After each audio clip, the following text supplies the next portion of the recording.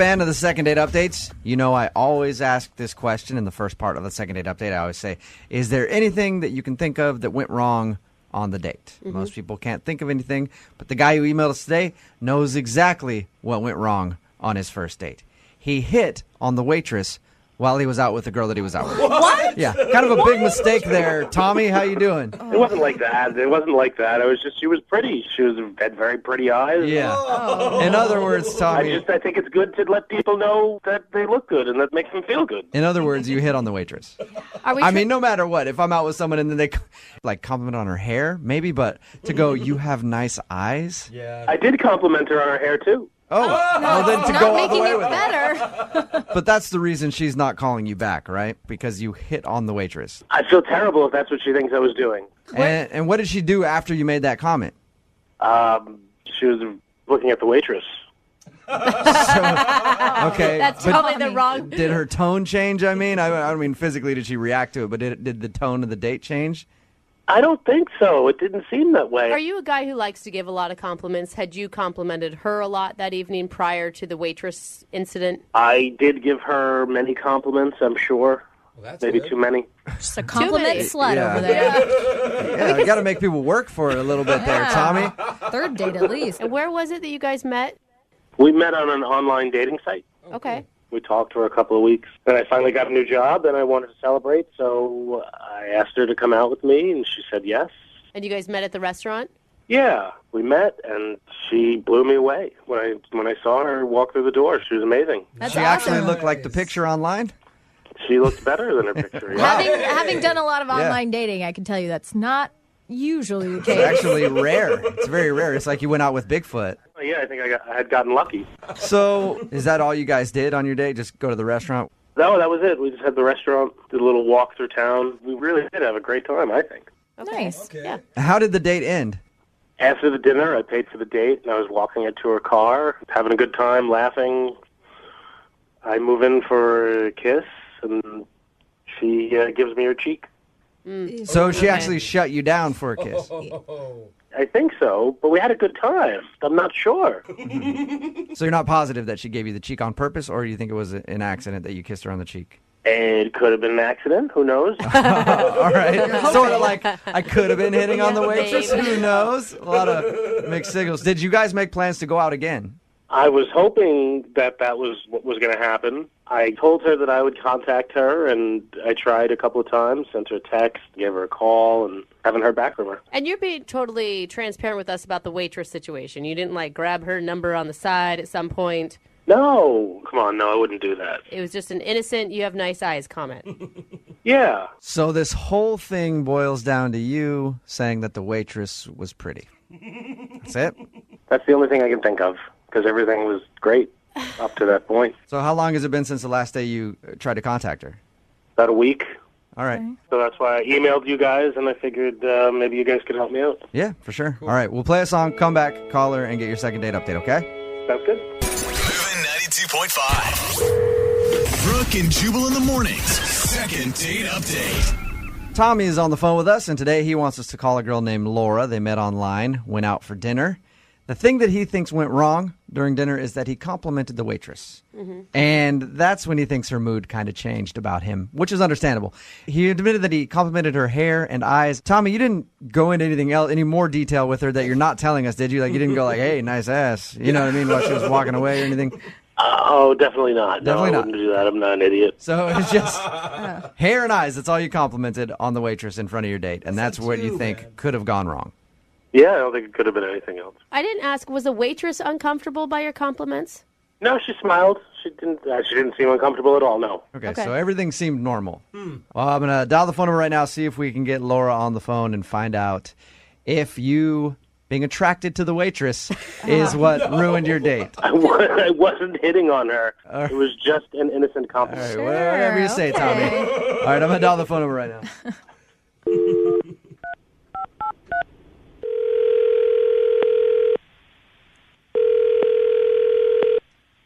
Hello? Hi, can I speak to Laura, please? Yeah, this is she. Hey, Laura, how are you? This is Jubal from Brooke and Jubal in the morning. Are you guys calling me from the radio? Yes, we are. Hey, Laura. Hey. Any idea why I'm calling you? No. Should I know? Well, we do a segment on our show called the Second Date Update. It's basically if you go out on a date with somebody and they end up blowing them off, they email us to get you on the phone and ask why. So you recently went on a date with somebody who listens to our show. Oh, okay. Things just got You serious. get it now. His name is Tommy, and Tommy told us a little bit about your date, but he also told us that you're not calling him back, and he was wondering if he did something wrong.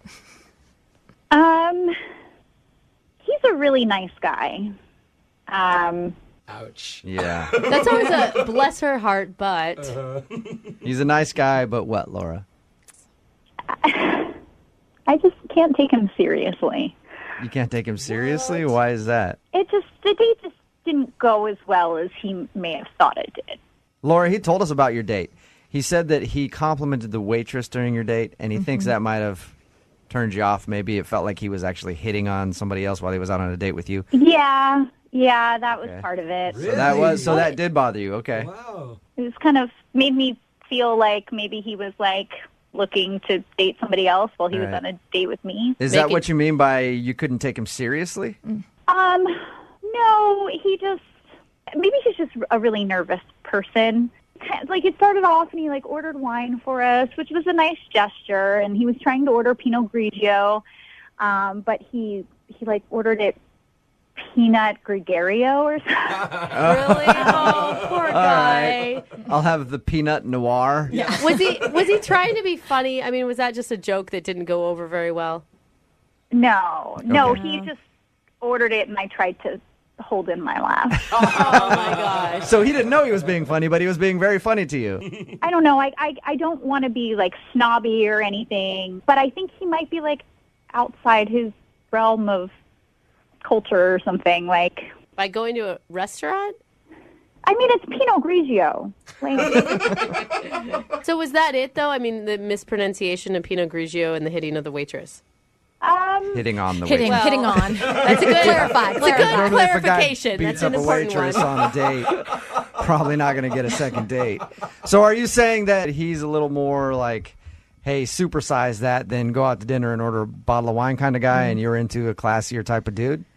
yeah, because it just, like, our conversation was interesting. You know, he had just gotten a new job, and he was talking about that, but he said his first adult paycheck was going to go for him to get cryogenically frozen, What? you know? what? So he was telling me about that. Everything you just said right there is really strange to me. I'm going to go ahead and pick that apart. His first adult paycheck, he said that? Yeah. He's an adult, right? When I talked to him, he sounded like an older guy. Grown man. Yeah. Yeah. Did he Weird. explain that? Has he been living at home? Has he been working, I don't know, part-time job? I didn't get a chance to ask him because he was so excited about what he was putting it towards and went into the whole thing about technology, and he's going to put his money into this so that he can be frozen, and then Yeah. one day they'll be able to put him back. I support him on that, Laura. I actually think that's kind of an awesome idea, the cryogenic thing, but I can see weird. how that would sound a little weird to you. It's totally weird. Yeah, it was just too weird for me. I didn't want to have a second date. Okay, well, at least don't you wish that Tommy would know how to pronounce the name of the wine that he was trying to order while he was on your date? Why don't you tell him how to pronounce it, because he's actually on the phone listening? Hey, Laura. Oh my God. How you doing? I'm sorry. I didn't obviously know you were listening. Well, I was, and as far as being cryogenically frozen, it is a proven pathway to eternal life. Tommy, I'm with you on the cryogenic thing, Oh man. my I just want to gosh, let you you know guys. I am 100% behind you on that. That's an exciting stuff. Yeah, it's just weird for me. I mean, Well, science is weird to stupid people sometimes. Oh my gosh, Tommy. Jeez, Tommy. You don't need a name call, dude. No, I wasn't calling you stupid. I was just saying that that happens See, sometimes. this is exactly it. You don't know how to talk to people. Like, you don't even realize it. Like, you just called me stupid, and you have no idea. I didn't call you stupid. I said the idea of what you think is stupid. What? It's getting worse. Okay, that might be in your brain. Like, that might be what you're thinking, but that's not what you're saying. So you have to... My brain, you're not in my people. brain. What? If you were in my brain, you would know that cryogenically freezing yourself is a viable way to live forever. Oh, my God. I think maybe you should freeze yourself right now. Tommy, I might. don't you just Maybe cut I that will. now? And then I'll come dance on your grave. Wow. Tommy, you Wow. are you just feeling a little hurt, Tommy, that she said that you weren't the brightest guy and that you were kind of weird? I'm a little hurt. Okay. I'm a little hurt. Are you attacking her and you know that you are? I'm not knowingly attacking her, no. It sounds like you You are. are, Tommy. Wow, No, no, that was no. pretty knowing. No, I didn't know. No, I didn't know I was hitting on the waitress.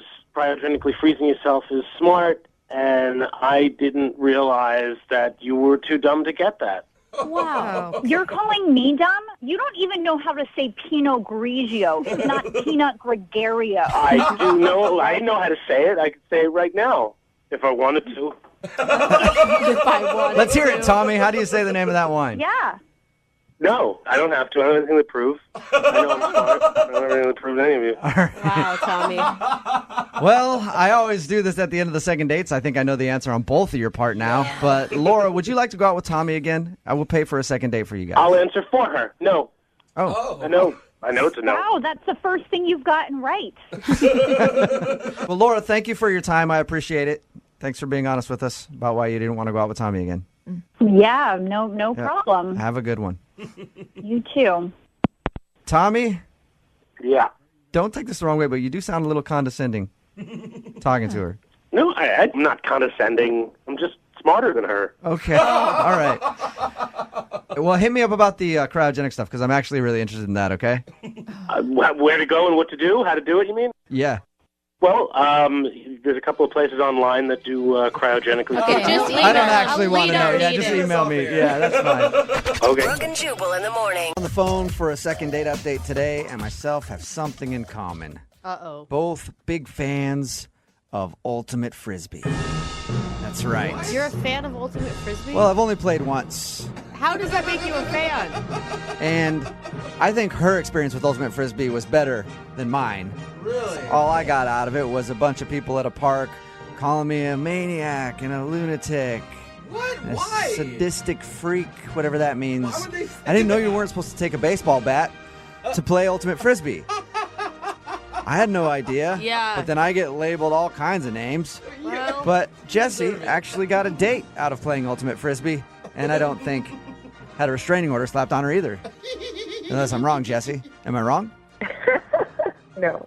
you didn't bring a bat to the game or an axe or anything like that then. No. Yeah. Yeah, boring. I wish somebody would have told me beforehand. But your email said that you met the guy you want to call today playing Ultimate Frisbee.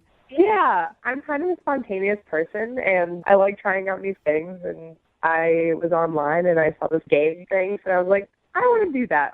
I've never played before. Was it a singles, like, meetup type thing?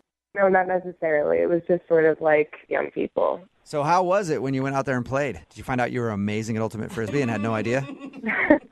No, I'm actually really bad, apparently.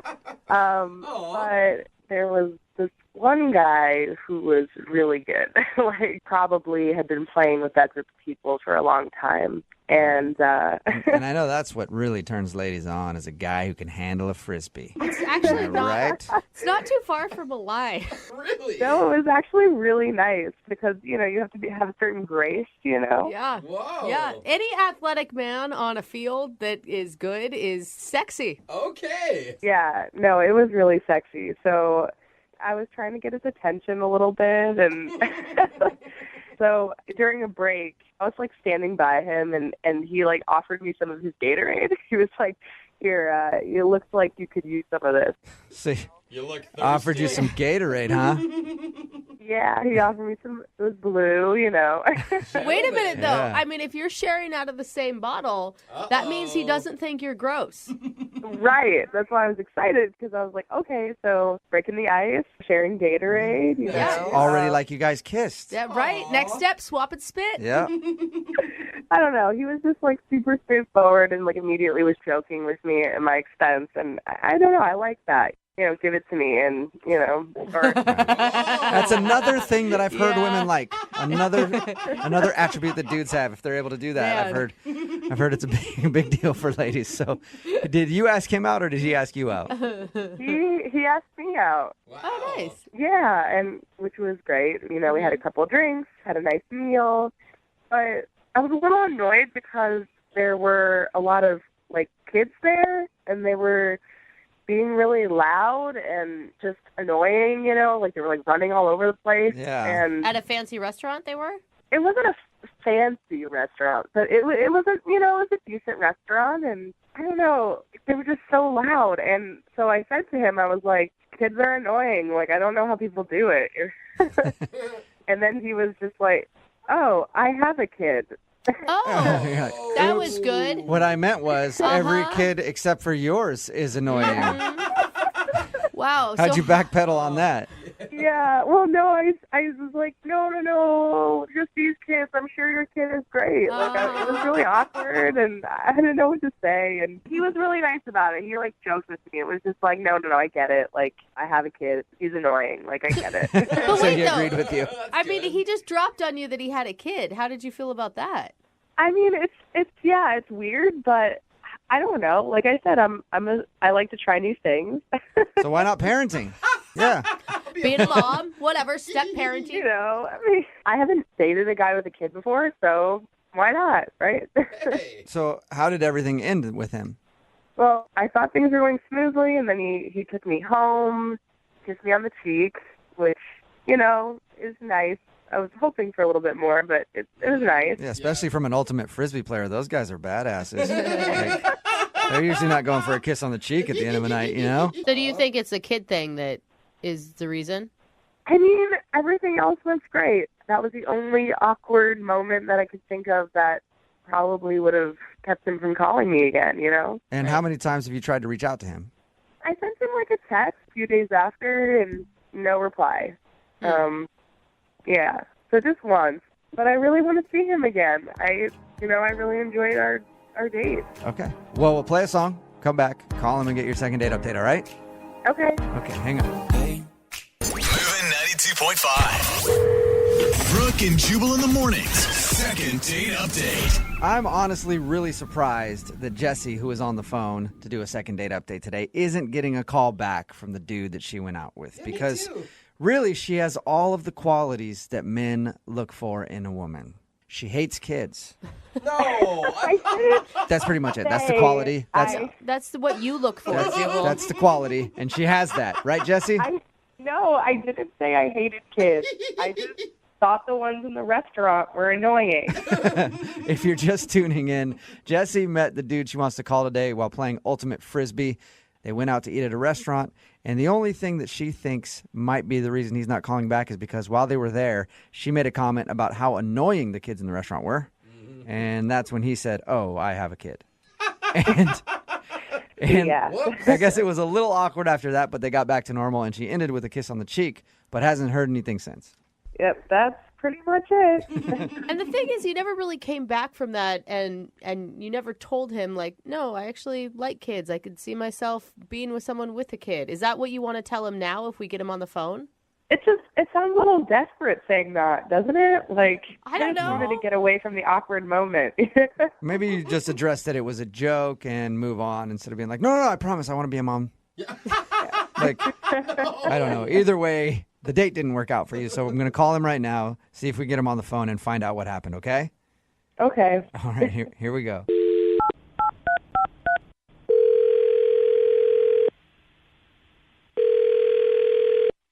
Hello, Hi, can I speak to Douglas? this is Douglas. Hey, Doug. This is Jubal from Brooke and Jubal in the morning. How are you? My name's Douglas. Who's this? This is Jubal from Brooke and Jubal in the morning. Okay, who are you? I host a radio show called Brooke and Jubal in the morning. My name is Jubal. What do you need from me? Well, I wanted to talk to you about a friend of ours who you know. Okay. Okay. You're a pretty quick and to the point guy, aren't you, Douglas? Yes, I am. Why are you calling me? Good question. So you went out with a girl named Jessie recently. Yeah. Yeah. Did you like Jessie? What business is that of yours? Well, it's our business because she emailed us to see if we could talk to you and find out if you didn't like her. I didn't hate her. Whoa. I just didn't feel it working. Okay. Okay, can you tell us why? I don't feel we're at the same places in our lives, and it's just as far as personalities, temperaments, and patience goes, it's just not what I'm looking for in someone to date. Sorry. Is it because you have a kid and she doesn't? How do you know that? Well, she told us a little bit about your date and said she thinks that's the reason you don't want to go out with her again. It's just like a millennial, so you can't deal with it yourself. Wait, what? What? You just like put down a whole generation of people there? Well, I'm not saying that every millennial is one of those things and behaves that way, but when I see a duck, I call it a duck.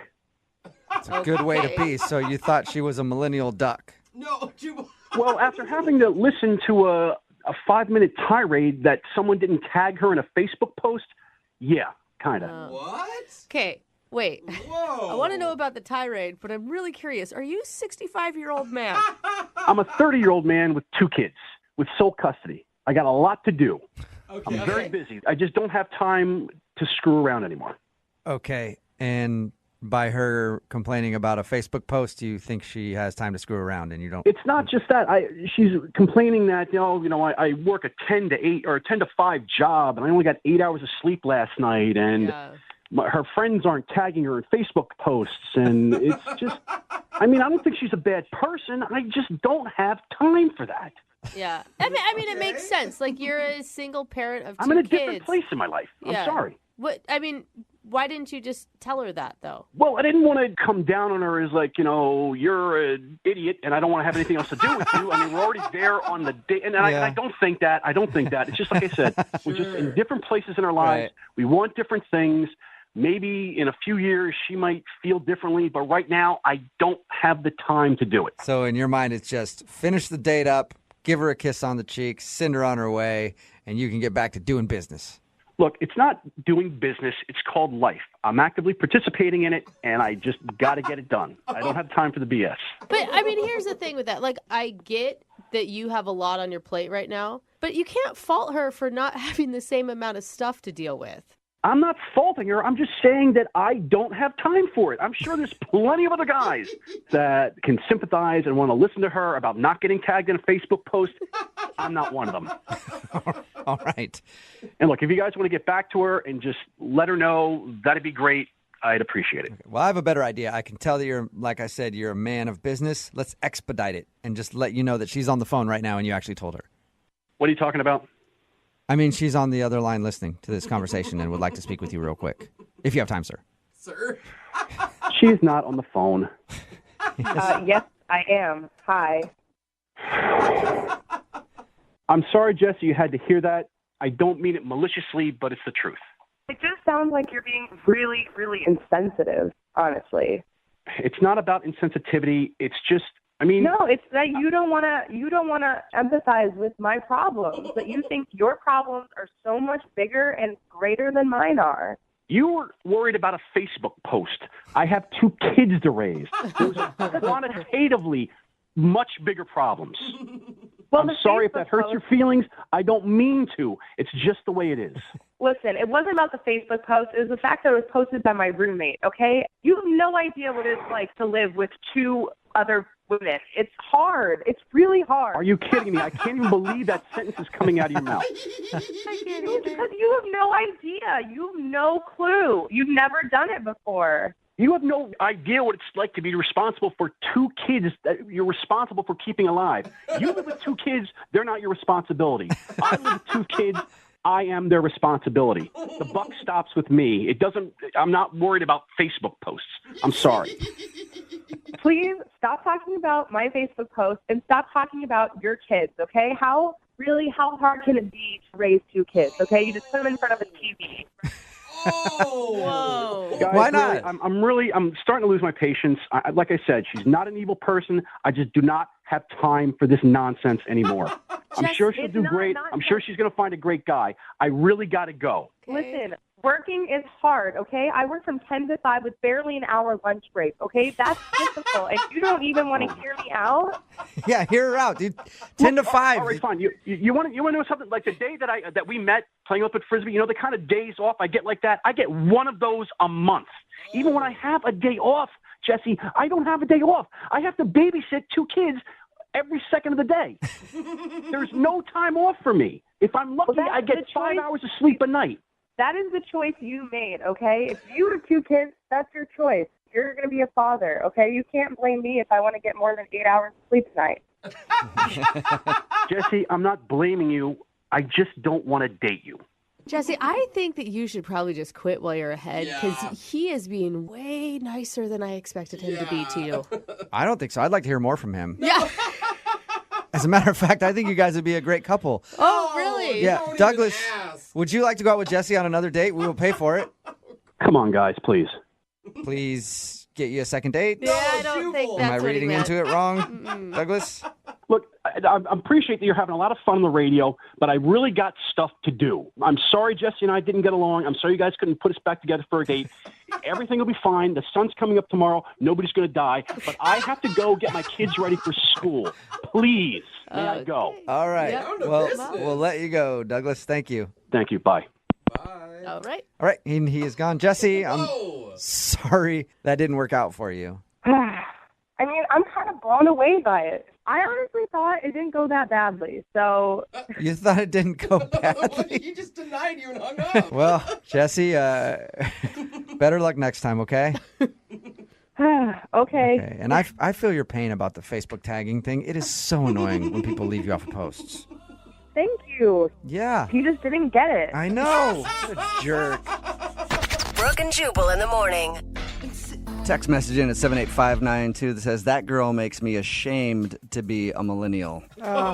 Talking about today's second date update. That was taped while Brooke was still here. Brooke is out on maternity leave. Jackie is filling in. But anyway, the couple, Jesse and Douglas, that's their names. Jesse wanted to call Douglas. He wasn't calling back after they had a great date. And the reason why is because he's a busy man with kids. And she has big problems too. Yeah, she does. She was really upset that her roommates didn't tag her in a Facebook post. That gets me so riled up. And she was also complaining about having to work from 10 to 5 with only an hour lunch break. Oh, my God. Where does she work that they demand that of her? I know. That is ridiculous. I'm sure she could call somebody. That's got to be illegal. I mean, then she's going to get to the gym late, and then the bachelor's on late. I mean, there's so much going on in her life. Those are such easy work hours. I know. And the guy was kind of a jerk about it. You know, like, we're in 2 different places in life. I'm busy. I got kids, and she doesn't understand the pressures. He's a little barky about it. Yeah, he was. He was a little angry about it, but almost everybody texting in at 78592 is taking his side just because of the trivial stuff that she complained about. But seriously, your roommate's not tagging you in a Facebook post? I mean, You live with them. It's so easy. I think that's in the Constitution. Yeah, Like, seriously. You have to do that. And then a lot of parents are mad at her because she used the line, well, you have kids, just put them in front of the TV or whatever, right? Super easy. Don't even say that. Then again, none of us do that. Remember, if you want to do a second date update, all you have to do is email the show, and we will call the person who didn't call you back.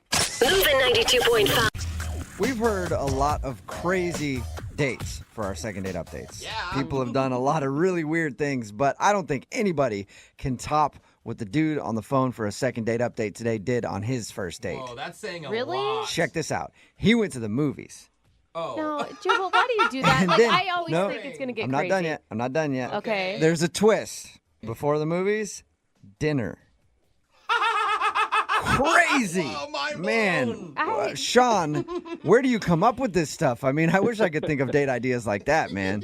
Look, I listened to your show. I've heard some crazy first date ideas, Yes. and they never work, like ever. Yes. So I wanted to do the most normal possible thing that I could think of. Well, then And then why'd you do dinner in a movie? That's like so weird. Yeah, no, man, call me crazy. I just decided to go for it that night. You are a wild card, Sean. What's funny about that is you're making fun of like crazy date ideas not working, but you did something normal and you're on the phone with us. No, I of course, I know. Of course, that's what happened. Yeah, and I can't do anything normal or like have anything go the way it's supposed to go. Of course, I probably should have known that. All right, well, tell us about the girl you want to call today. What's her name? Julia is her name. Julia. And how did you meet Julia? We have a mutual friend who had a party at their place one night. Got to talking, got her number.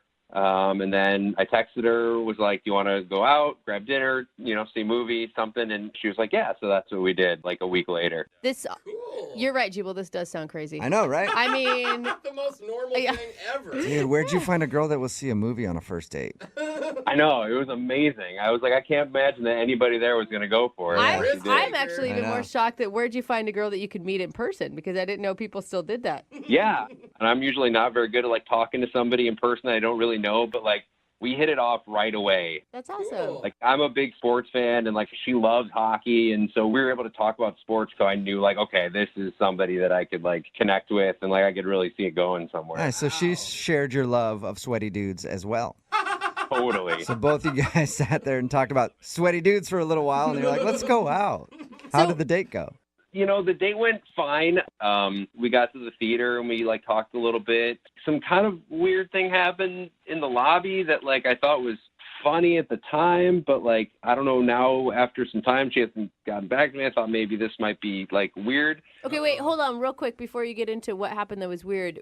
You guys didn't do dinner before? You just met at the theater? No, we met at the theater. We went and had dinner at a place that was like right by there. Okay. Everything was going really well. Like we got along really well. We have a lot of the same things in common. So that was all really good. And then we went to the theater like right afterward. Okay, and that's where the weird thing happened. Yes.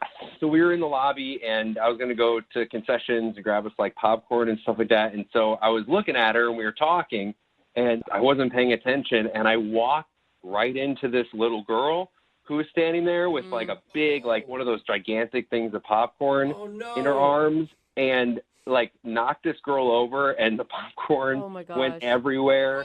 Which makes it look way more dramatic than it probably even was. Totally. Because she's like this tiny little girl with this giant popcorn and I'm like this big dude.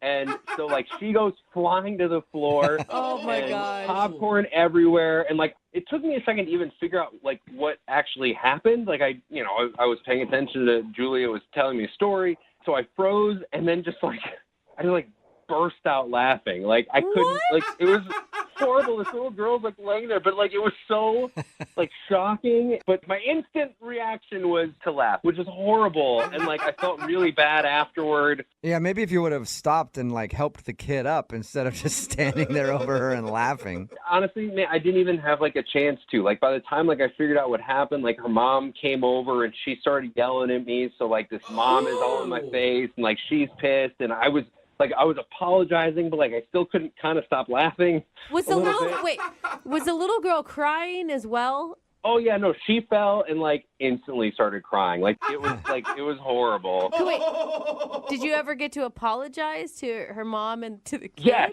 totally. Yes. I was like, I'm so sorry. It was an accident. I tried to help her up. She didn't want me to touch her. And I eventually, I went to concessions and I bought a new popcorn for her.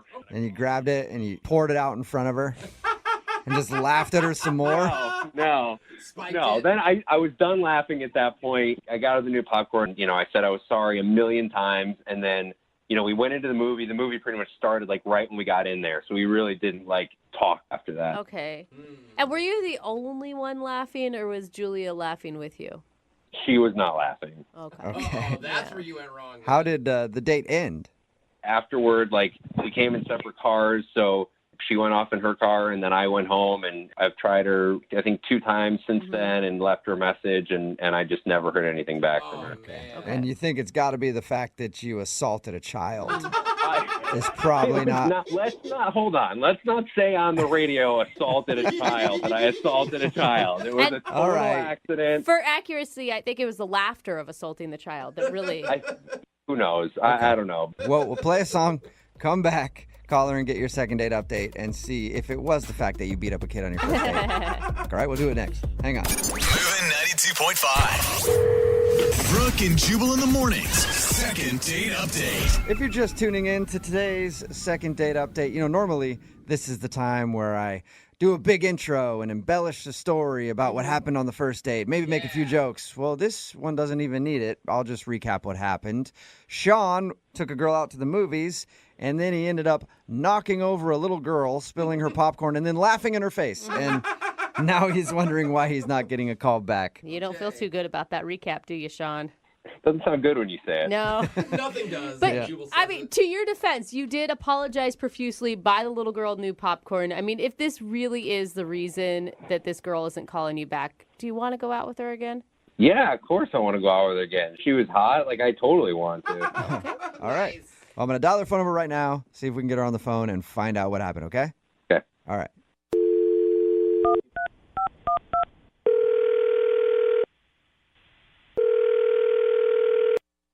Hello? Hi, can I speak to Julia, please? This is Julia. Hey, what's up, Julia? How are you? This is Jubal from Brooke and Jubal in the Morning. I'm sorry, what? Who? Jubal from Brooke and Jubal in the Morning. It's a radio show. Okay. Yeah. How's it going? Hi. Any idea why a radio show would be calling you? Not really. What do you think of the Bahamas? Wait, like a trip to the Bahamas? No, I was just asking your opinion on the Bahamas. It's just a I'm calling you polar because you actually went out on a date with one of our listeners and they emailed us to get a hold of you. Wait, but what about the Bahamas again? Oh, I was thinking of booking a vacation coming up. I was just asking your opinion if you'd ever been. But let's get to that later. We do a segment on our show called the Second Date Update. That's where if you go out on a date with somebody and then end up not calling them back after, they email us to see if we can get you on the phone and find out what happened. And you recently went out with a dude named Sean. Oh, yeah. Yeah, Sean. Yeah. And Sean emailed us because he says he took you out to dinner and a movie and he thought everything was great, but now you're not returning any of his phone calls or text messages.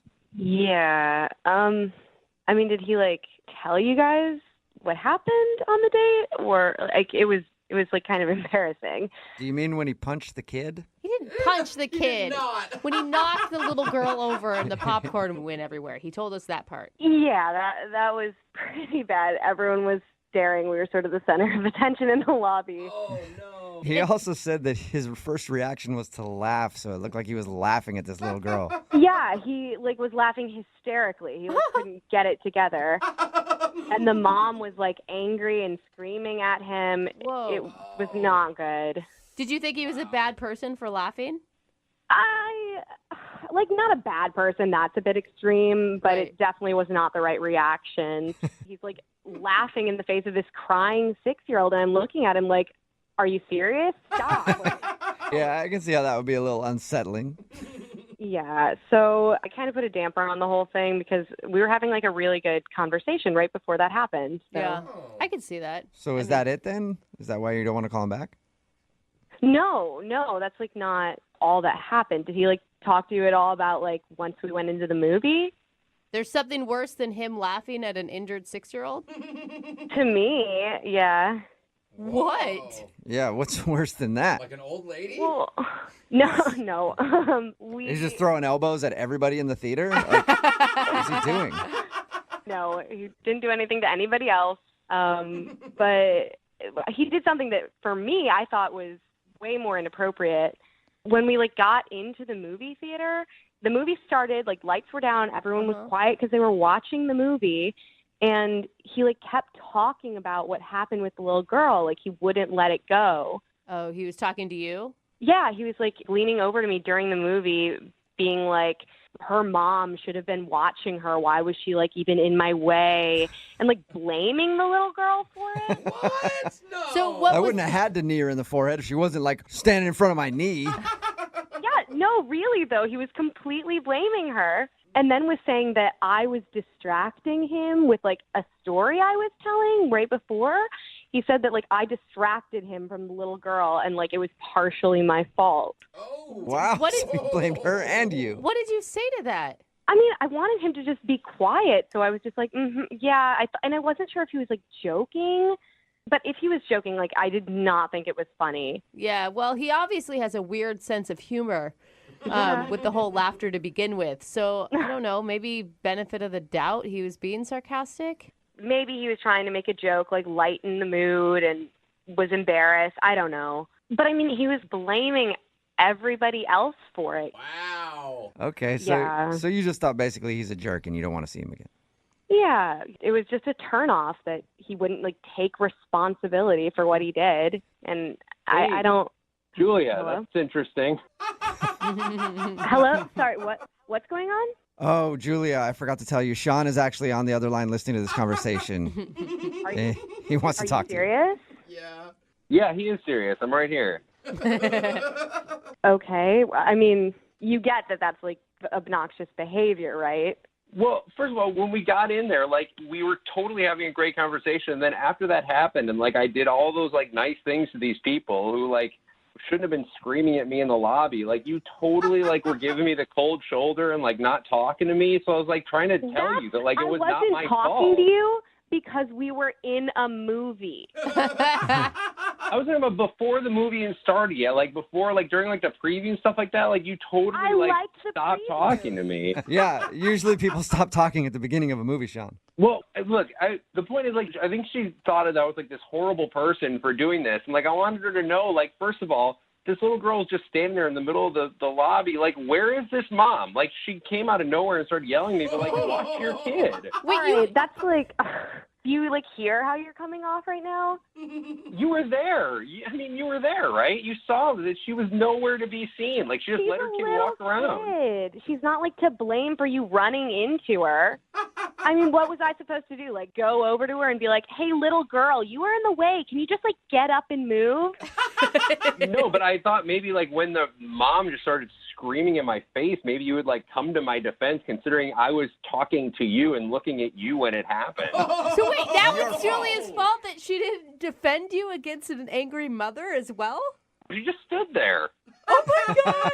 You Yeah, don't Julia. take responsibility for anything, do you? Yeah, what are you doing, Julia? Gosh. See, that is exactly what I'm talking about. No responsibility, blaming everyone else for the whole thing. It literally wasn't my fault. Like, I was looking at you, and the little girl was in my way. There was nothing about that was my fault. Everybody else around me was making that happen. Julia, I think he sounds like real relationship material, and that getting into arguments with him down the road is going to be just real fun.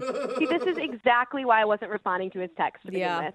I can see. I get it. Okay, I am coming across as a bad guy here, and I am not the bad guy in this. Like, if I could, like, diagram this out for you, like, the way that we were walking and the way that Julia was facing, she could see the kid in front of me. Like, she watched me walk right into her. She had, like, a good 3 seconds Julia, to warn me it was going to happen. You monster, Julia. How could you just watch that kid about to get wrecked by Sean in the movie theater? Set the kid up. Oh my! I cannot believe what you're saying right now. He's ready to. You're like a detective now. He's ready to submit diagrams of what happened.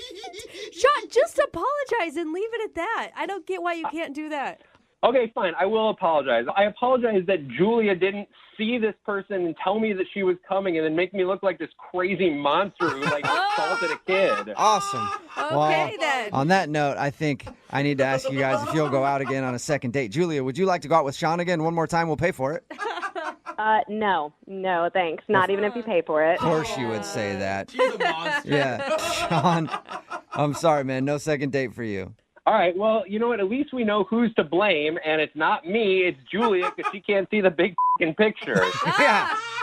Get with it, Julia. Damn it. Brooke and Jubal in the morning. Text in at 78592 says that 6-year-old girl was such a jerk. I know. Ruined everything. Yeah, those kids. Talking about today's second date update. If you missed it, Sean wanted to call Julia. And Sean said they were out on a date. They went to the movies, kind of a normal date. The weird thing that happened, though, was while he was talking to her, he ran into a little kid at the theater, and she spilled her popcorn and started crying and stuff. And then his first reaction was to laugh because he was nervous, and I guess that's what you do. And he thought that might have made the date go bad, and it kind of did. That wasn't the main part, though. After that, he started blaming the kid for it, for being in his way, and saying that the mom should have been paying attention to the kid, and just kind of blaming everything on everody else. Well, he even got to a point in the second date update where he blamed Julia, his date, for not warning him that the kid was in the line of walking. Yeah. Somebody else texted in at 78592 and said he sounds like the kind of guy that gets caught cheating and is like, it's not my fault. Like, she hit me up on Instagram, and then I responded to her. And then I set up a meeting, and she took her clothes off. What do you want me to do? It's your fault. You haven't been paying attention to me. Yeah, seriously. If you would like more of my photos, then maybe we wouldn't have this problem. So they agreed not to go out again. Good. And he's probably blaming her for that, not him. She is. Remember, if you want to do a second date update, all you have to do is email the show, and we will call the person that didn't call you back. Johnny Knoxville here. Check out. You know, when I was little, my dad gave me this advice when dealing with girls. He's like, son, if you like a girl, just walk up to her, slam her against the wall, and stick your tongue down her throat. Your dad absolutely did not say that to you. That is absolutely what he did say. I promise, I swear to you that. I never took his advice, mostly for legal reasons. What? But apparently, that technique actually works. It worked on Amanda. Isn't that right, Amanda? Well, it was kind of like that. It was a little different. Amanda emailed us about a guy that she met named Danny, who isn't calling her back. Now, what did he do exactly? He just walked up to me and said, trying to remember his words, something like, I know you don't know me and I don't know you, but I just want to be open and honest with you and I'd really like to kiss you. And he was so handsome and it sounded so honest and I just said, okay. Yeah, the hot part. Yeah, there it is. that's the key factor. That would never work was for me. that he was hot. Yeah. He was really hot. I mean, he seemed so confident. Like, he marched right up to me like, I know what I want, and I'm going to go get it. Which is refreshing because, I mean, as a woman, I know Seattle men, very passive. Is it better to do that or better to try like a cheesy pickup line? I don't think a cheesy pickup line would have worked. However, I did kiss him, so I think you know what answer I'm going to choose. Okay. And how did the rest of the date go after you guys made out right away? It was so fun. We just sat at the bar and we just talked. We had a lot in common. It was really flirty. It was great. Plus, he was hot, right? Did I mention hot? It's really hard to meet somebody that you connect with, you know? And I don't think I felt that connected to anybody since my last boyfriend, like 2 years ago. Okay, you might be feeling like you guys connected, but guys don't really think the same way. I guarantee he's not sitting there like that going like, oh my God, we agree on everything. And then goes back and telling his friends like, we had such a strong connection. To the movies. So, that would be amazing. Yeah, I mean, he might not feel the same as you do about the whole connection thing. If he was really thinking that, I don't think he would have spent all that time with me. It was like 2 hours, and he paid for all the drinks. I don't think he would have bought anything or stayed that long if he wasn't into it. Yeah, no, he's a dude. He would definitely stay that long if he thought he could get something out of it. Trust me. That's really sad. I hope that's not true. It's sad, but true. How did the date end up? Did you go back to his place? Anything like that? No. We said goodnight. We exchanged phone numbers. He said he was going to call me soon. It was weird, though, because he didn't kiss me goodbye right then, which I thought was like, okay, is it because we already kissed? Maybe I gave it up too quickly? I don't know. I'm starting to wonder if maybe I shouldn't have gone for that line. Maybe I should have made him work a little harder. Right. I mean, technically, your date did regress. It's kind of like going from first back to home base. We made out, and then we talked for a while, and then he just left. Yeah. But it was really fun. Like, we even got into this thing where we were singing together for a minute. And, I mean, it was really fun. You think it's your singing? You could have turned him off. Maybe that's his, off pitch. That's his deal breaker right there, ladies who can't sing. Let's call spade a spade. I definitely sing better than him. So I don't hear that's his excuse. That's baloney. And how many times have you tried to get a hold of him since your date? I texted him that night when I got home just to say, like, hey, I had a really great time and whatever. Didn't hear anything back. And then the next day I started to get worried that maybe he gave me the wrong number. So I checked in to just say, hey, text me back and let me make sure this is the right number. Didn't hear anything. All right. Weird. Well, maybe that's it. Maybe you kissed him too early and just ruined it. Would that be a deal breaker for either of you guys? No. Nope. Yeah. Definitely not. Thought so. All right, we're going to play a song, come back, call him, and get your second date update. Thank you. You're welcome. Just hold on. Wait till you're announced. Moving 92.5. Brooke and Jubal in the mornings. Second date update. Hey, Amanda. Yes? Here's what I think happened on your first date. Okay, and this might seem rude, but I'm not trying to be rude. I think that maybe Danny thought that you were a bad kisser. And so there was no hope of you getting a second date at all. And that's why he's not calling you back. Why do you think that? Well, Why would he hang out with me so much longer after the kiss? Maybe he felt obligated to because he came up to you with Not really a pickup line, but let's face it, it's kind of a pickup line. He said, what do you say? He said something like, I just want to kiss you right now. Yeah, he said, I know we don't know each other, but I really just want to kiss you. I'm going to be straight up. Boom. And then you kissed him, but he didn't kiss you the rest of the date, and then he wouldn't kiss you at the end of the date, which tells me that maybe he just thought you were a bad kisser. I've never heard that I'm a bad kisser before. I mean, well, let's ask him. Okay. We're going to give him a call, see if we can get him on the phone and find out why. And that's just my opinion. It could be something completely different, okay? I really hope you're wrong. Okay, yeah. Anything but that. I just don't want him to say I'm a bad kisser. All right, here we go.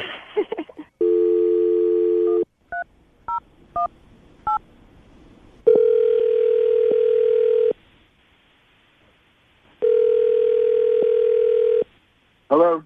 Hey, is Danny there? Yeah, this is Danny. Danny, I'm going to be honest with you. I just want to kiss you. How you doing, man? This is Jubal from Brooke and Jubal in the Morning. I'm moving 92.5. How's it going?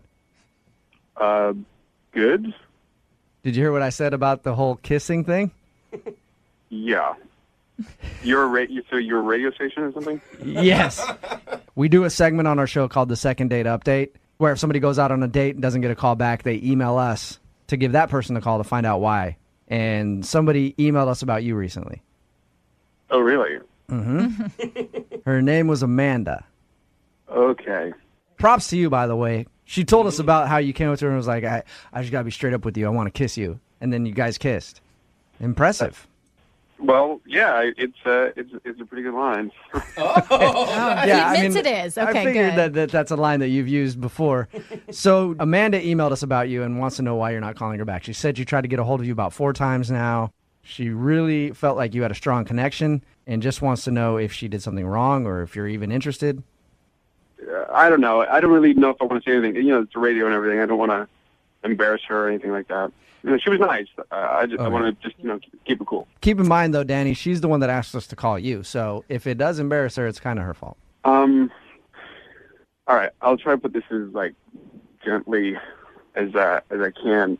She, every time she, opened her mouth to, talk, she kind of would spit a lot. Oh, no, a spitter. First time it happened, I thought, just an accident. We've all done something like that. Mm-hmm. But, it just kept happening. And it was raining all over me. It was just it kept hitting me, in the face. And, she actually got me in the eye at one point. No. Danny, I feel your pain. That's the worst thing ever. I've had a few people talk to me that are spitters, and you see that drop coming in slow motion towards your eye the whole time. I completely understand where you're coming from on this. Oh, God. Yeah, and I wear, contact lenses, so I was like, oh, man, so this is killing me. She just spits when she talks a lot. A lot? I mean, I've never seen anything like it. Hey, Amanda, do you spit a lot when you talk? No! Oh, my God, no! Danny, Amanda is actually on the phone with us and heard everything that you just said. Oh, I'm so sorry. I'm sorry. I didn't know you were on the phone. Oh, my God. I'm sorry.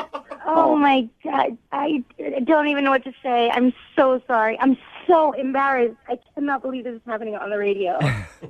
Well, maybe it's a condition you want to get checked or something. I don't know. This has never happened before. I've never heard this before. That's all I was going to ask you, Amanda. Has anybody ever complained about you spitting on them while you talk? Never. I've never, ever had this reaction from anybody before. I don't know what was going on. Maybe it's because you kissed me and you made my mouth water. I'm really sorry. Well, if I made your mouth water, that's flattering, but still, that was a lot. I mean, that's some serious saliva action going on in there. I mean, those sure it was, but listen, as I'm talking right now, since you said that, I held a piece of paper up to my mouth, and there's nothing. There's not one drop. I'm telling you, it's dry as a bone. I'm talking right now, and it's dry. Okay, that's a huge improvement, and I think that's great. Danny, props to you. Apparently kissing you, though, makes women salivate so much they can't control themselves. That Pavlovian dog experiment. I can't even believe it. My face is bright red. I'm so embarrassed. Danny, do you think it's a one-time thing, or do you think that Amanda is just embarrassed and trying to downplay it? Mm-hmm. I think she's a little embarrassed and just trying to downplay it. She didn't seem drunk. I think this is kind of just who she is and kind of what happens to her. And I think that's cool. That's who she is. It's just I'm not interested in getting drenched every time I... So you're saying... I don't know, Danny, though, but think about it. Why would she embarrass herself, put herself in this situation on the radio if she knew it was a common complaint that she's gotten before? Well... She was sitting by herself at the bar, which makes me think, well, maybe that was a sign. Oh, no! Nobody ever wants to tell somebody that they're a spitter. Guys. Right? So, Danny, you're saying Amanda's a spitter. No question about it. Oh, she's a spitter. You can't know that. And I kept backing up because she's also a bit of a close talker. Like, she keeps getting close and close and close. And like, oh, okay. Danny, you've been honest with me all the way up to this point. If you meet me again for a second date and I spit on you once, just say, that's it, and send me home. But at least give me a chance. That's okay. I know it's not true. Danny, would you like to go out with Amanda again? One more date. We will pay for it. And you can send me home immediately if I spit on you once. I promise I won't. Yep. One droplet of saliva touches your cheek. And you can send her packing. Come on, it'll be fun, and I promise you I will not spit. All right, I'll hold you that. You'll do it again. Yes! Right, one drop and I'm out. One drop and I'm out. One drop and I'm out. Yep. We're going to give this poor girl like dry mouth, cotton mouth because she's so scared. She's going to be wiping her mouth the whole time. She's eating napkins actually at dinner. Brooke and Jubal's second date update. What do you do when you've exhausted all options in the dating world? Oof. When plenty of fish has thrown you back? That's so sad. When you've swiped so many times, you reach the end of Tinder, and then your phone explodes. That's what happens when you get to the end of Tinder. Well, you have to call in the big guns and hire a matchmaker. And that's apparently what the guy on the phone for a second date update did today. He found the girl that he went out with by using a matchmaker because nothing else on the planet worked for him. Ethan, was that a good recap of why you hired a matchmaker? I guess so. It kind of makes me sound pathetic, to be totally honest. Oh, that's not what I was going for. I was trying to make it sound like you were just using a creative method that a lot of people don't use. I wasn't trying to make it sound pathetic at all. Well, now I'm just sad. Yeah. It makes the girl who decided to go out with you even more pathetic than you. Oh, well, that's a positive. Yeah. Yeah. Pathetic. Yeah. That's something. Only the really pathetic ones will go out with me. Right. That's great. Your email said that you used a matchmaker. I'm just making fun of it because I don't normally see that. Usually it's like online or you meet somebody in person, but why hire a matchmaker? You know, you mentioned Tinder and stuff like that, and I feel like even when people say they're kind of looking for relationships on those kind of sites, they're really not. Right. And I'm kind of over just going on dates. I want to find something serious. I got all that out of my system, you know, Right. and I want to settle down. So I don't know a whole lot about matchmakers. Does that mean that the girl is also paying this woman to matchmake her? Yeah, that's the whole point. Yeah, Okay. They find someone who's also using their service who matches you to the best of their ability, and then they get you in touch with each other. Okay. How do they figure out who to match you up with? You have to fill out a profile, and it's a lot like the dating sites online. It's just that this person is more professional and they're more serious, and they're good at sort of figuring out really successfully who your best match is. Oh, you sound like a pitchman because obviously it wasn't too successful. She's not calling you back. I mean, it worked for me. I thought it was great. I thought it was awesome. Yeah. But apparently the woman you went out with didn't think it was as great. What's her name? Her name's Alyssa. Alyssa. What'd you guys do on your date? We went out for lunch. Oh, that's very low key. Yeah. That's the way this matchmaker runs it. They want to make sure the first date is really easy and low key. Okay. Oh. And what was it like? When I first met her, she was so pretty, I was nervous. Oh, cute. But the matchmaker suggested this thing to kind of break the ice. It's a game called First Photo. First photo. And what is that? Like you show a photo when you're a kid or something? No, it's like you each just pull up the first photo on your phone and show it to the other person. Okay, well, I'm glad that they That's- tell you that beforehand so Yeah. you can prepare. That could be really bad. Oh, yeah. I had to delete a couple before the date. I'm just kidding. So what was your first photo then? Mine was just my nephew, because I'd just seen him. and he's a good kid. And hers was her and her mom. Okay. All right. All right. First off, I was like, oh, great, she loves family too. Secondly, her mom was really hot. Yeah. Uh-oh. It's always a And- good sign. Nice. You end up marrying the mom. If that's what she's going to age into, we're going to be okay. And did you tell her that? Did you tell her how hot her mom was over and over? No. So what were the awkward moments on the date? Well, okay, here's the thing. So we're eating, everything's going really well. And then I noticed there's like a hair on her face. And I'm like, A, I don't want it to fall into her food. And B, this might be a good excuse to touch her.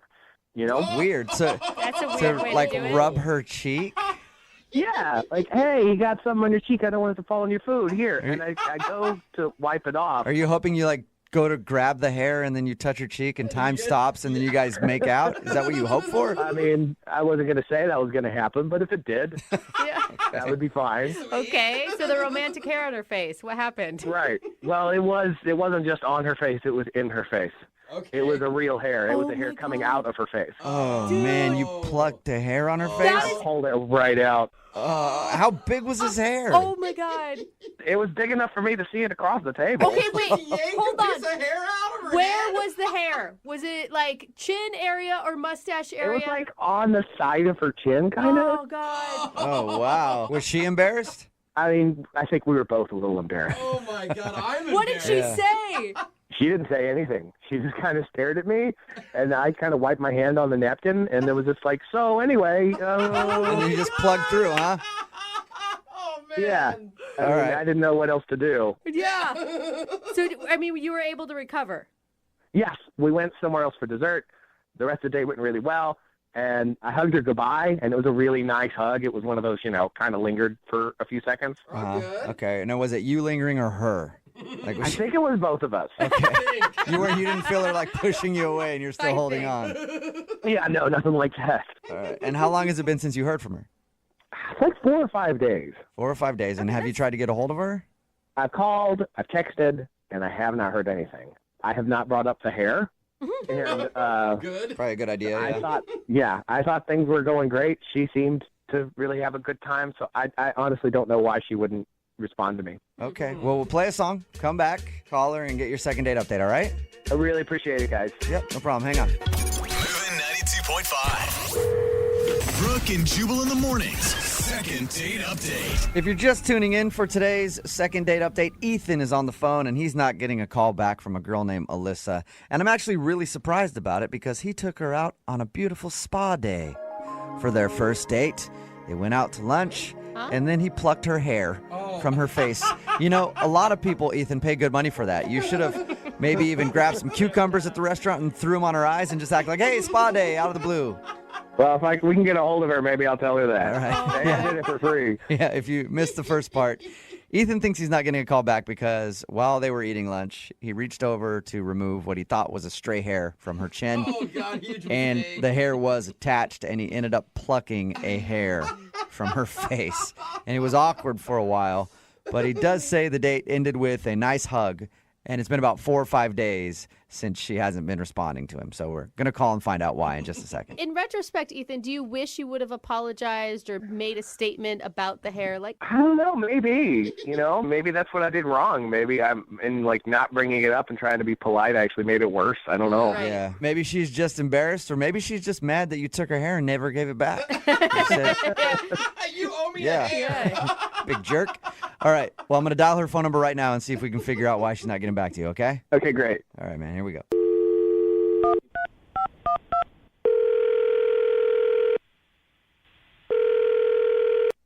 Hello? Hi, may I speak to Alyssa, please? This is she. Hey, what's up, Alyssa? How are you? This is Jubal from Brooke and Jubal in the morning. I'm good. I'm sorry, who is this? Jubal from Brooke and Jubal in the morning, the radio show? You're from a radio show? I don't understand why you're calling me. Yes, I am from a radio show. It's called Brooke and Jubal in the morning, and I'm calling you today because we got an email from one of our listeners about you. What? Yeah, can you think of any reason somebody would email our show to get a hold of you? Did they nominate me for like a makeover or something? dude, that'd be sweet. No. I no. wish that was the case Yeah. for you. We don't really do stuff like that, so no makeover, I'm sorry. I don't understand. Why would someone email you about me then?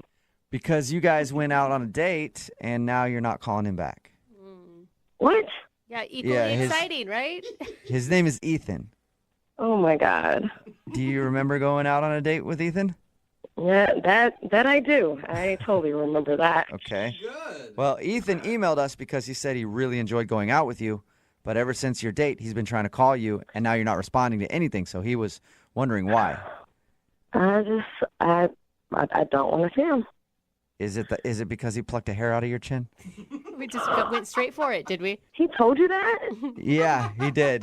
He said that's the reason he thinks you're not calling him back is because he plucked one of your hairs on the date. Oh my goodness, no. That's so embarrassing. Don't be embarrassed. We all get a stray hair from now and again. I guess so, but why would he tell a radio station this and email you about it? Well, it was a big event for him. He emailed us because he wants to get a hold of you, and we asked him why he thinks you wouldn't want to see him again, and that was the only thing he could come up with because he said you guys had a really good time other than that. No. No, you didn't have a good time other than that?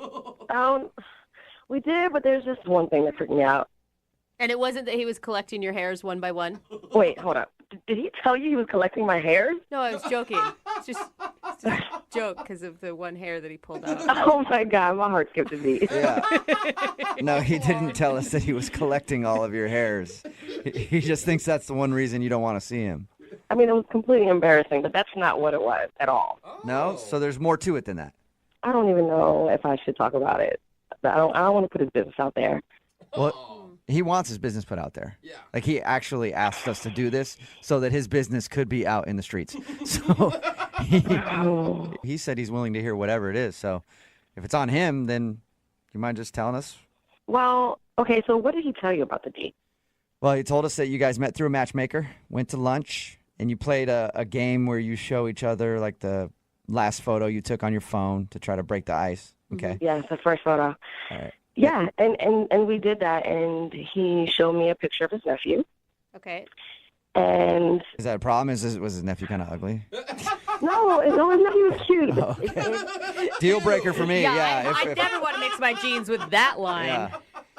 No, but he kept going on for the next 30 minutes. He just kept talking about having babies and kids. Like he wants kids, like now? Yes, he is completely obsessed with having a baby. That's what I got from it. Really? Like, what did he talk about? Well, he said it was a dream of his. Mm-hmm. Anytime he's out and he sees something that he likes with baby clothes, he buys it. What? He has a stash. Yes, he has a stash in his house of baby clothes. Are you kidding? He's a single bachelor that has a baby clothes stash? That's what he said. He even knows the room that he's going to convert to the baby room. I mean, he's already like nesting like a pregnant woman, like getting everything ready at the house. What? Yes, he is. I mean, he told me he can't wait to hear baby footsteps coming down the hallway. Like, whoa. So maybe that was like a little bit too much to share. Too much. I don't know. Is it refreshing to you to find a guy who's interested, obviously, in family life, or is that something you don't want? Yeah, it's refreshing to know that a guy wants to have a family someday. I do too, but it's creepy that he's collecting baby clothes. He doesn't have a baby. I know. Yeah. It'd be weird for a single girl even to do that. That's true. Yeah, like if you went over to his house after your date and you open up the closet and you just see a bunch of baby clothes. Just onesies. It's not sexy. Oh, what was your response to him? I mean, my response was just to sit there and to listen to him. I mean, he's still talking about how he can't wait to hear his baby say "dada." Oh, it's kind of hang on, that's not fair. What? Who's that? Oh, that's Ethan. Ethan's actually on the other line listening and wants to talk to you. Hey, Alyssa. And apparently he couldn't wait any longer and had to pipe in. No, man. Are you There's nothing serious? wrong with wanting to have a baby. You've been listening to this the whole time? Yeah, because you wouldn't return my calls or my texts or anything. So you call radio station and have them call me and listen. Well, I really liked you, and apparently you thought I was weird. I mean, it was really weird talking about a baby that you don't have for 30 minutes. What was I supposed to say to you? I mean, is it that weird that you would think about the baby you might have someday? For 30 minutes isn't that long to talk about babies. Well, I don't know. On a first date, even if I were out with a woman and she was like talking about the baby that she wanted so badly, that would scare me. It wouldn't. I mean, obviously, it wouldn't scare you, Ethan, but it would scare a lot of dudes. Yeah, but like the matchmaker already found somebody that I knew was like really serious and wanting a commitment too. So I just figured it wouldn't scare that person off. Well, it scared me. Ethan, I mean, I think everyone agrees that it's sweet that you're excited about fatherhood. But the collecting of the baby clothes, do you bring that up often on a first date? I mean, first off, to call it a collection is kind of going a little overboard. It's not a collection. It's not like I have a room full of the stuff. Okay, so how many items? If we're talking about just anything having to do with babies, I've got like 15 things. Whoa. But like they're not all, like 7 of them are onesies. And the thing is, like, everybody thinks this is a big joke, ha ha ha, it's really funny, but I'm actually prepared for fatherhood. No, I think it's great. I just think it's great when you find out maybe like 2 months into a relationship that you're that into it. Ethan, you even told me on a date that you already picked out the names for your kids already. What? How long have you been planning this, Ethan? I don't know why you guys think this is weird. I've been dreaming about having kids since I was a kid. You're so sweet. What are the names of your kids that you don't have yet, if I can ask, or is that a secret? Well, I mean, I want to have a boy and a girl, obviously. Oh, yeah, and you get to choose, obviously. He said for a boy would be Ken, and you would name this girl Sanctuary. Sanctuary and Ken. Yeah. The Ken kind of throws me. Yeah, it is. When you come up with Sanctuary, where it is. You know, you guys can say whatever you want to say, but I'm probably the only guy in this room on this phone that's actually preparing for childhood. I'm not embarrassed about that. I'm not ashamed about that, and I don't think that people should reject me because of it. I actually agree with what you're saying. I do, Ethan. I mean, he knows what he wants. He maybe gave you way too much information on the first date, and that's his bad for oversharing. I didn't plan on having a girl named Sanctuary. Yeah, that one you need to negotiate for sure. Debatable. We could talk. Well, Alyssa, would you like to go out with Ethan on another date? We will pay for it. I don't know about all this. I mean, doesn't it seem weird to you all? This is crazy. It's creepy. No, not at all. Like, every dude that I've known when we were kids, like, we would just sit around the playground and talk about the kids we were going to have one day. And did they collect clothes? Yeah, of course. It's a totally normal dude thing. It's a little overwhelming, but I don't think that it's creepy. I mean, Alyssa, I feel like you're not giving me a chance. I feel like we should go out again because I have proven to you that I'm an honest, straightforward guy and that I have a long-term plan. And his clock is ticking, Alyssa. He doesn't have as much time. I guess so. One more date wouldn't hurt. So you'll do it. You'll go out with Ethan one more time. I said yes. Please don't ask me again before I change my mind. That's awesome. Well, congratulations, Ethan. Oh, thank you. Thank you so much. I'm so excited. And thank you, Alyssa, for giving me another chance. And we can talk about Sanctuary. We'll discuss names later. I'm just kidding. I'm not going to talk about the kids again. Good choice. All right. Well, good luck, you guys. Keep us updated, okay? Thank you, guys. Thank you. And Alyssa? Yes. If he says he's on the pill, don't believe him. Brooke and Jubal in the morning. Brooke and Jubal's second date update. How do you know if you're dating a cheater? Oh, gosh. How can you tell? I've thought about this. I was like, how can you tell if somebody's cheating on you? And I was like, well, nobody's ever cheated on me because nobody ever would. So I don't really know. Now, I know Brooke has been cheated on a lot. So how could you tell, Brooke, when somebody was cheating on you? Well, A, it's only happened once, and B, I didn't know until after he dumped me, but whatever. I didn't know until after the breakup. Anna is on the phone with us today. She wants to do a second date update to a guy that she thinks might be a cheater. His name is Ralph. Anna, how you doing? Great. How are you guys? Pretty good. Thank you for doing a second date update with us today. How did you meet this guy? I was volunteering at this event with a friend. Oh, so he's a homeless dude? That's very nice. That'd be so awesome. No, he was taking time out of his busy day to volunteer at this event. He's not homeless. Oh, okay. I guess I was confusing it. So you guys were working the same charity event thing together. Yes, exactly. Okay. So far he sounds like a stand-up guy. Is he the one that approached you at the event? Well, we were talking. We were on the same station at the event, and a few hours of working together, he asked me out. Okay. That's good. Nice. And so what'd you guys do? We went out to dinner. We had sushi, and we both enjoyed the same types of sushi rolls, which is Sounds funny. like love to me. I mean, no, we really just bonded over dinner. Like, it was a really nice date. It was really like a real chemistry going on, and he knew how to make me laugh. Like, he was just a nice person. At that point, was there any signs of him being a cheater, like he was wearing a wedding ring or, No, nothing like that. Nothing. He was acting like a single guy on a date. okay. How did your date end with him? So this is where it got a little weird. He walked me to my front door.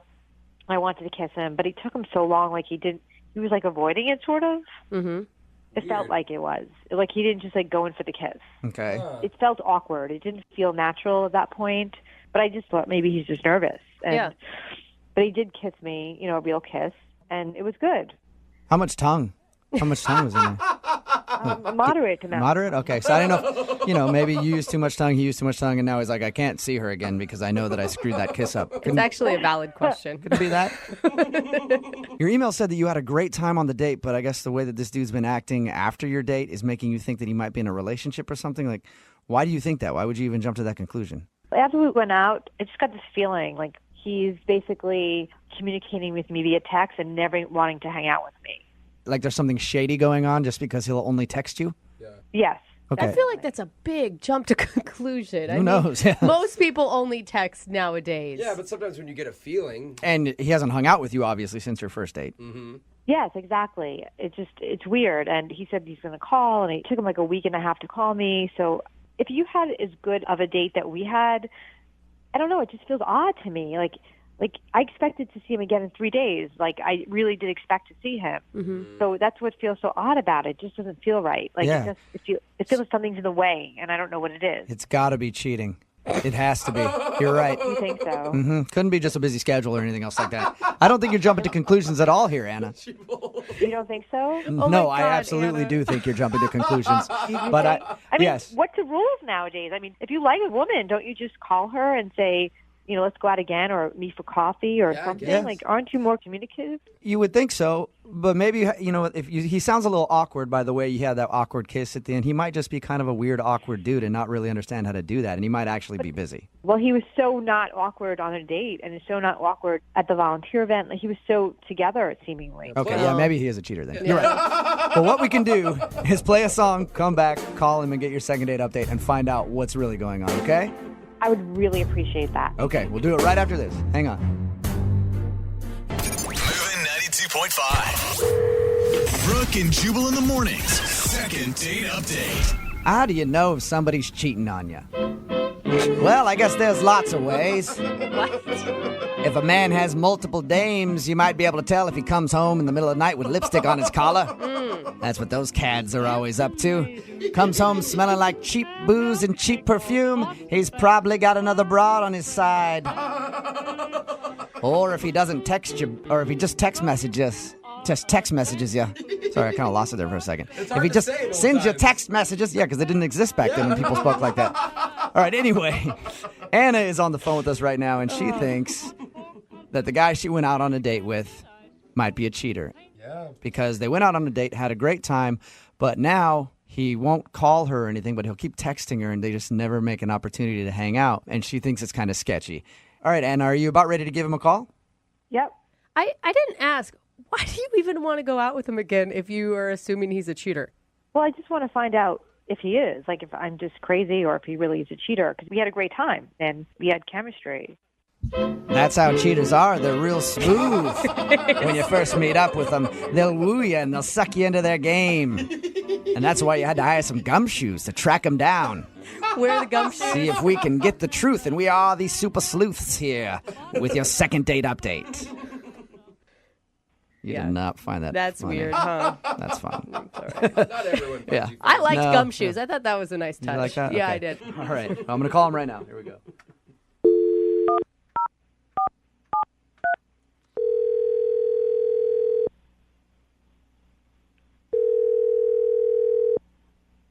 Hello? Hi, can I speak to Ralph, please? This is Ralph. Ralph, how are you? This is Jubal from Brooke and Jubal in the morning. I'm fine. Who are you again? Jubal from Brooke and Jubal in the morning, the radio show. What? You from a radio show? I don't get it. Yes, we're calling from a radio show.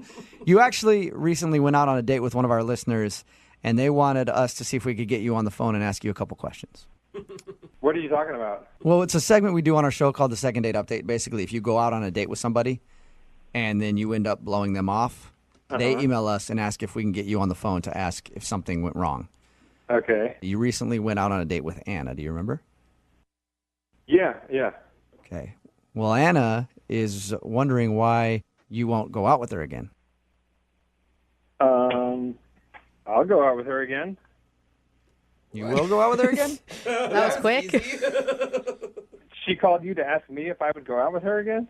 Yeah, sort of. I guess she was feeling like something was a little sketchy because you won't talk to her on the phone and you'll just text with her and then you're constantly busy and you can't make plans. And Oh, yeah. I mean, I'm busy and I text, but that's what everybody does, right? I mean, everybody's busy. I wasn't blowing her off. I hope she didn't take it that way. That's what I tried to tell her, but she said it just seemed weird. No, I wasn't trying to blow her off. No, she's great. We had a good time. Oh, this might be the easiest second date update we've ever done then. Yeah. So there's nothing shady going on with you, huh? All right, here, let me tell you what she thinks, okay? Okay. She thinks that you might be cheating. Like you might have a girlfriend or a wife or something like that. So, that I'm cheating with her against somebody else. Yes. No way. Because she sent us an email and she was like, this has happened to me before, and it was the same kind of thing. that's not at all the thing with me. No, not at all. Okay, well then why not schedule a date with her? I have been meaning to. I got a lot on my plate, like most people, I got a lot to think about. Like your wife? That's probably a lot to think about. You already said he's not a cheater. No, I don't have a wife. I did have a wife at one point, and maybe that's it. This is my first. I'm starting to date after having gotten divorced, and I guess I didn't mention that to her. I gotta say I didn't, and You didn't? I felt weird about that. And how long have you been single? Oh, it's been over a year. Over a year. And That's a long how time. much dating have you done since becoming a single, free man who can do whatever the hell he wants? I think I've dated one woman. One woman, okay. Not at all seriously, just once or twice. We were convinced that there had to be something weird going on with you, but now it just sounds like you're a normal guy who's kind of busy right now. Why are you so busy? What do you do? Well, I work as a contractor, and I also have kids from my first marriage that take a lot of my time. Kids? That's okay. You don't have to say it with a hesitation or like. Well, I just didn't mention that to her either. And I hope I didn't come off as not. I don't know. Kids are kind of like the biggest deal in somebody's life. I mean, yeah. How many kids do you have? 4 kids. Whoa. Whoa. That's a lot of kids. Yeah. What age range are we talking here? 8 is the oldest, and the youngest is 1.5. Oh, jeez, man. No wonder you're been busy. Busy, yeah. No, what? How do you have free time for even this phone call right now? Yeah, that's a good question. Okay, so she doesn't know that you have 4 kids from a previous marriage. No, she does. I did not. I definitely did not tell her that. Didn't tell her on purpose. I don't know. You know what? You kind of did tell her. No, I didn't. Yeah, you did. Because she's actually listening on the other line right now. What? Hi, Ralph. This is Anna? Yes. How's it going? You didn't tell me a lot about yourself on the date. Well, 4 as kids? a first date, Yeah, but you didn't even tell me you had a kid. Not 1 kid, not 2 kids, not 3 kids. You have 4 kids. And you didn't tell me. You didn't even mention it. Like, you have a 1.5-year-old? Like, you got divorced 6 months when no, your kid was that 6? over a year ago. You have a kid in diapers at the moment. Yeah. I feel bad that I didn't say that, but I don't feel like I was lying because it really just didn't come up, and it wasn't what I was thinking. I was thinking more about you and trying to get to know what you're about, and I should have said something. That's something you should tell somebody. I mean, I was telling you really personal things about me. And, like, kids are pretty, like, don't you think on its first date you should tell somebody you have 4 kids? I definitely should have told you that I have 4 kids. That was a mistake. Yeah, not telling someone you have 4 kids is a mistake. Yes, and I'm sorry for that. I feel bad about that, okay? How do I know you're not married and still cheating? Like, I still have this weird feeling. I mean, I would just say, like, why would I lie about that and not about, I mean, I just told you I have 4 kids, I got nothing. It's like, Yeah. Like, I'm not cheating, I would, whatever. I mean, the kids, I think it would be less of a big deal kind of in a way than the kids. Yeah. Is there anything else you're hiding from me I should know? Is it No, nothing. No, I'm gainfully employed. I'm a nice guy. I'm a good dad. I was a good husband. I know myself well enough to know I'm not a creep and I'm not a jerk. But I'm a normal dude. I don't even know how to ask this, but how'd you even get 4 kids? Do we have to have a different kind of lesson here, Anna? I mean 4 and You see, when a man and a woman really love each other a lot. I think she needs it. Are kids like a big turnoff for you, Anna? I don't have any kids myself, but it's. You want some? You want some? I know a guy. I'm not sure I want one right now. I mean, maybe a few years down the line. I don't want the fact that I have 4 kids to ruin my chances of like us seeing each other again. It's not like, I mean, just picture me like you knew me before without the kids. That's me. You know, I'm the same person. It's just, you know, it'd be like, I don't know, like having 2 jobs or something. You know? All right, so we obviously know that I don't understand how it's like having 2 jobs. No, it's whatever. not. We obviously know that Ralph wants to go out with you again, Anna, because he said it at the beginning of this phone call. But Anna, would you like to go out on a second date with Ralph? Of course, we'll pay for it. I just want to say, like, again, like, I am not done. Like, I could totally have 2 or 3 more kids. I could have 7, 8 kids. I would be totally happy. I don't think that's Anna's issue, Ralph. It's like it's the second date update, not the second date impregnate. Okay. I'm just saying that I am open to having more kids. It's like, I understand, you know, women in the 30s, it's like, you know, you want to have kids maybe, and like if that's like a make or break thing, like you're looking like, what's the future with this guy? And all I'm saying is I would totally be into having more kids. 2, 3 more kids would be awesome. You know, it would be great. If that's a concern, I just want to say that. You know, I feel like Anna was just wanting to get another date with you, not trying to get pregnant. I just wanted to have a coffee with you. Let's do that. Let's just do that. Hey, you know what one coffee thing, leads to? yeah, you're going out for coffee. The next thing you know, you're pregnant. All right, so Anna, will you go meet up with Ralph again? We will pay for a second date. God, I don't know what I would do if I were you. Me neither. I don't know what to do. Take a chance. Come on. It sounds like Ralph, you know a lot about taking chances, I can tell. I'll have a dinner with you. Yes. Okay, so you'll go out with Ralph again. Yeah. All right. She's Awesome. so excited. I'll send you guys out to somewhere where they have a great children's menu. Bring the whole squad, Ralph. Bring them all. Brooke and Jubal in the morning. You know, for the most part, long-distance relationships only work out in the movies. Adult movies, specifically. What? It's long-distance relationships always work out in adult movies. Uh-huh. Google it, but that's not No, important thank right now. you. That is a bad thing to have on your search history. Because Dresden is on the phone right now, and he apparently went on a date with somebody who's not calling him back. And it's actually kind of a long-distance thing. I don't know all the details, but we'll get it from him. Dresden, what's up, man? How are you? Hey, what's up, man? You can call me Drez. Drez? Okay. Mm-hmm. Did you just wake up, Drez? Are you in a different time zone? You're just sad? No, I'm good. Sorry. That's all right. All right. Sad. Drez, so what's the name of the girl you want to call today? Her name's Sierra. Sierra. All right. And your email said that she lives in another state? Yeah, I mean, we met online, Okay. so we hit it off right away. She was the type that she seemed really intelligent. She made me laugh. I made her laugh. Awesome. And we really hit it off. So I said, you know, you live far away, but maybe I could just fly down. We could actually meet in person, spend a little time together, see if it works. How long did you guys talk online before you decided to meet in real life?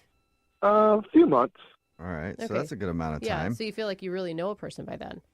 As much as you can, Right. you know, online, yeah. All right. So how was it when you actually went to go see her?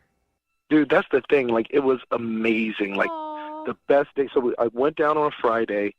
We, of course, got something to eat. She, like, gave me a tour of the city. We walked around. We saw nature, like, went on a hike. But it wasn't, like, platonic. It was a very romantic kind of connection. You can tell, I Okay. mean, your whole personality, I feel like, just got uplifted even talking about this date. Yeah, I'm telling you, man, it was a great experience. I mean, so great that I had booked a hotel, but I didn't stay there. Put it that way. Oh, that's nice. All right. Boy. Also, so great that she's not calling you back. Oh, come Jubal, on. you gotta Why do you say got it let's live in the moment, Jubal. Well, I think this is the moment. Well, okay, Why- let's live in the past then. Back to reality. Why do you think she's not calling you back then? That's the whole thing. Because it was like, okay, when I was leaving, I was legit sad to go back home. Yeah. And, we're at the airport, and she's dropping me off, and I'm like, next time you're coming to see me, right? And she was like, of course, Yeah. that's a done deal. Of course, I'm going to be up there to see you. And then I get home, and initially we're texting and calling and everything, but then it just, slacked off after, 2 weeks. And the text slowed down, and the call slowed down. And, I know she's a busy person. I'm a busy person. She's got a lot of friends, so she's got a pretty full social calendar. Right. But I'm like, this was an amazing weekend that we shared. It was not your typical weekend. Mm-hmm. Did you feel like you were basically, I would feel like you're starting a relationship. That's more than a date to spend a whole weekend with somebody. That's how I felt, and I really thought it was mutual. It's not like we put any title on it or were in a full-blown relationship or called each other like boyfriend or girlfriend or anything. But that's the vibe that I was getting before I left. Totally. Was there anything awkward that happened when you guys were hanging out? I wouldn't say awkward. The deal was sealed, so... Oh, right. Okay. That's unawkward. It's always a good sign. But maybe it's something, did you say something in the 2 weeks following that turned her off or made her rethink the whole thing?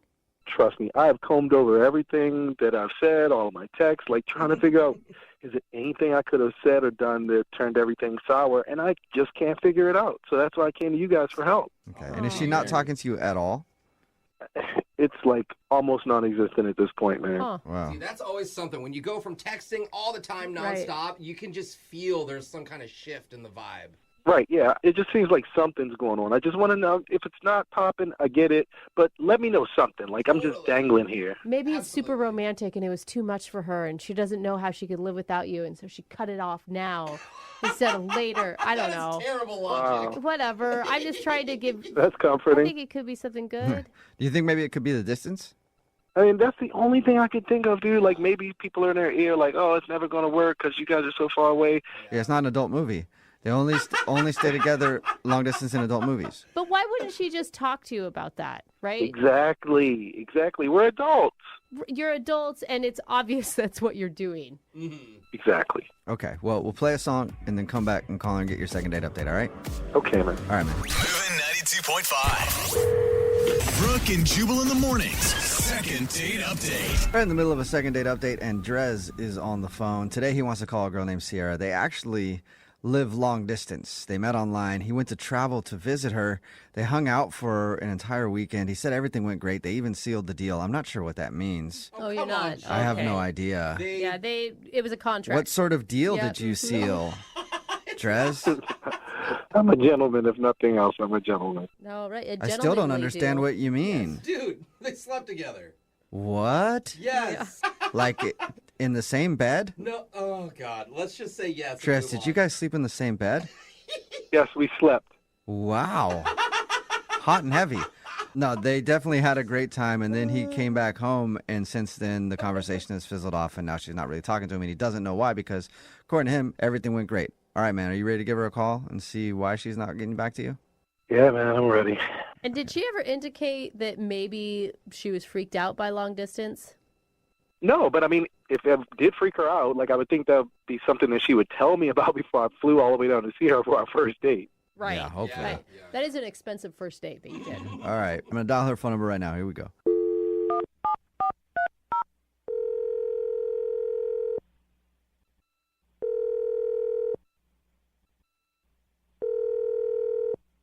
Hello, Hi, may I speak to Sierra, please? this is she. Sierra, how are you? This is Jubal from Brooke and Jubal in the Morning. Who's this? Jubal from Brooke and Jubal in the Morning. It's a radio show. Oh, okay. How are you today? I'm fine. Any idea why I'm calling you? No, I'm sorry. I don't know you guys. I'm sorry. I understand. I don't know even what you would guess. I just want to see what you would guess.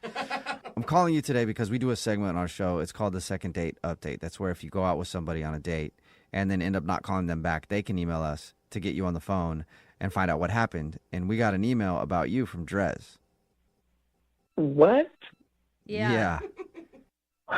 Wow. Okay. He told us how he met you online and even traveled to come hang out with you, and he thought everything was great, but since he came home, you haven't been returning any of his calls, and he's wondering if he did something wrong.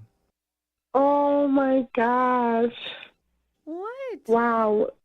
Well, I mean, so it's like you meet people online, and it's kind of strange, and you just kind of hope you don't get catfished along the way. Yeah, that's... But Drez was absolutely amazing, and he was everything that he said he was. So, no, it was nothing like that. Oh, my God. So you sounds like really you like liked him. Yes, like I had really strong feelings for him before he left. So what happened? Are you just, he thought, maybe he's jumping the gun and you were just really busy and that's why you haven't really talked to him? No, okay, so I have been at this crossroads, right? So I had this big surprise that I wanted to surprise him with. I've just been so confused.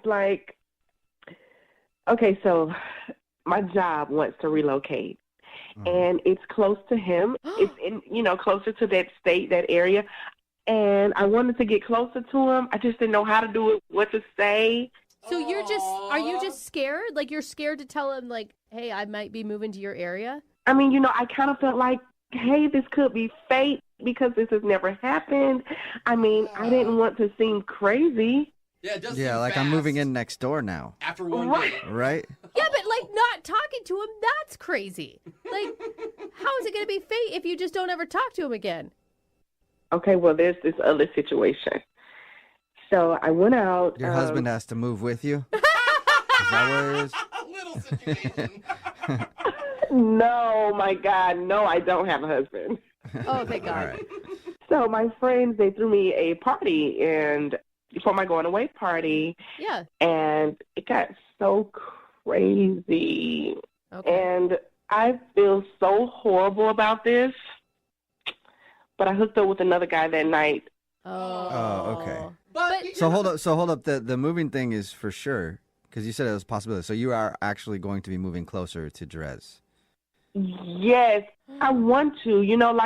I feel horrible about what happened. Okay. And so, honestly, I haven't spoken to either of them. All right, so you feel guilty for hooking up with another dude.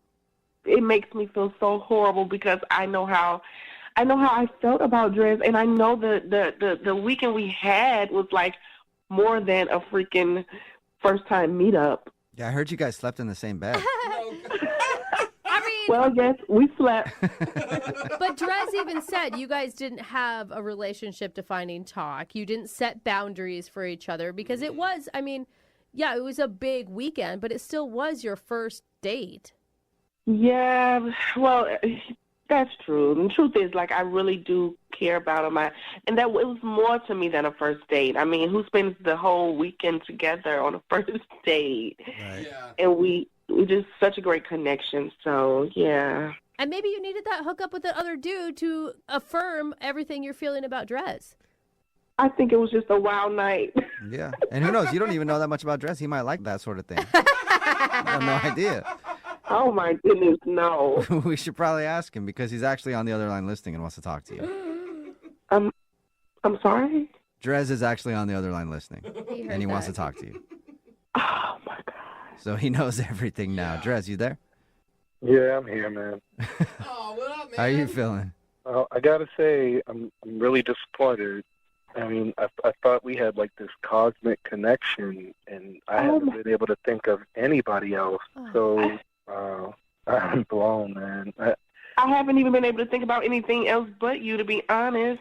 I'm just so sorry. I've just been so conflicted. I've been going through that and thinking about what happened and feeling horrible about that and thinking about you and moving my job, wanting to get closer to you because I totally enjoyed our weekend as well. I am so sorry.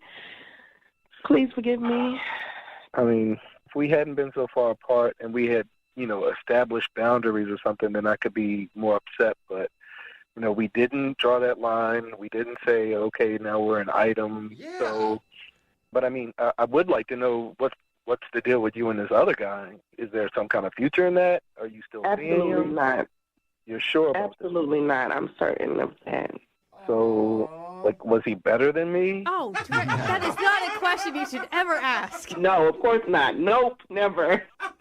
I am excited about the thought of you being closer to me because, I mean, I was ready to risk it all. I got to be honest. Like, if there was a situation where it was a distance, I would have come down there. I mean, I really felt like we had this just one-in-a-lifetime shot going, and whatever I had to do, I was going to do it. Oh, man, that's so sweet. Dude, now that is intense. You were worried about freaking him out, Sierra. Yeah.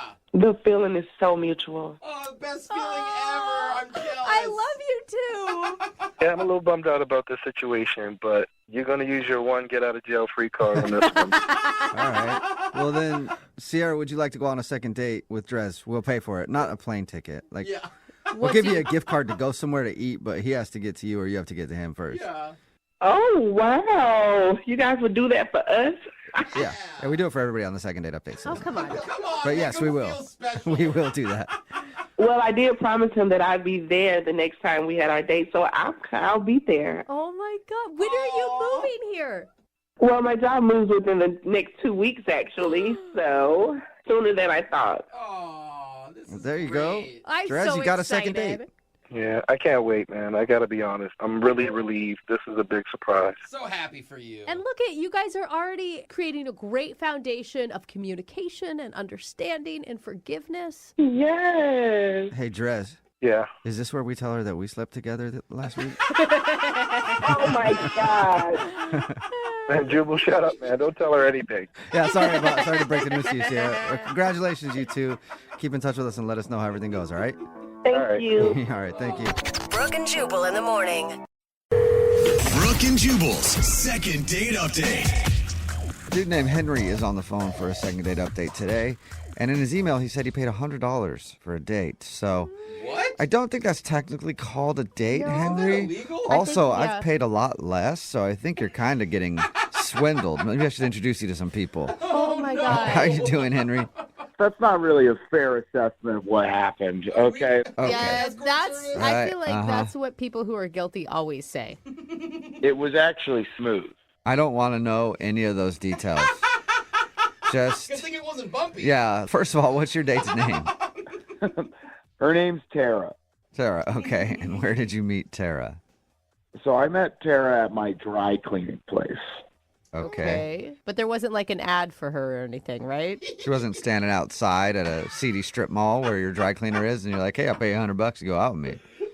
No, that's not what happened. So basically, she's the girl at the counter. Oh, okay. Oh, she works there. Okay. She's super pretty. She's always smiling and nice when I go in there, and I go in there a pretty good amount. Okay. Your shirts just keep getting more dirty and more dirty. Every day. Yeah, God, I got to go in there again. Yeah, it's crazy. Every single day I spill something. Yeah, Yeah, weird. wild. Okay, so you've seen her a bunch, and what made you finally got the nerve to ask her out? So I was looking for an opportunity, but, it doesn't always pop up. But basically, a lady brought in 6 dresses while I was in there. Yeah. And, the lady left. And I turned to Tara and I said, I'll give you $50 to wear one of those dresses out with me. What? Oh. That's a weird ask. Yeah, but it's a little bit baller, right? It's like I mean, a proposition. yeah. But Yeah, then it's also and- strange to be like, "That's the dress I want you in."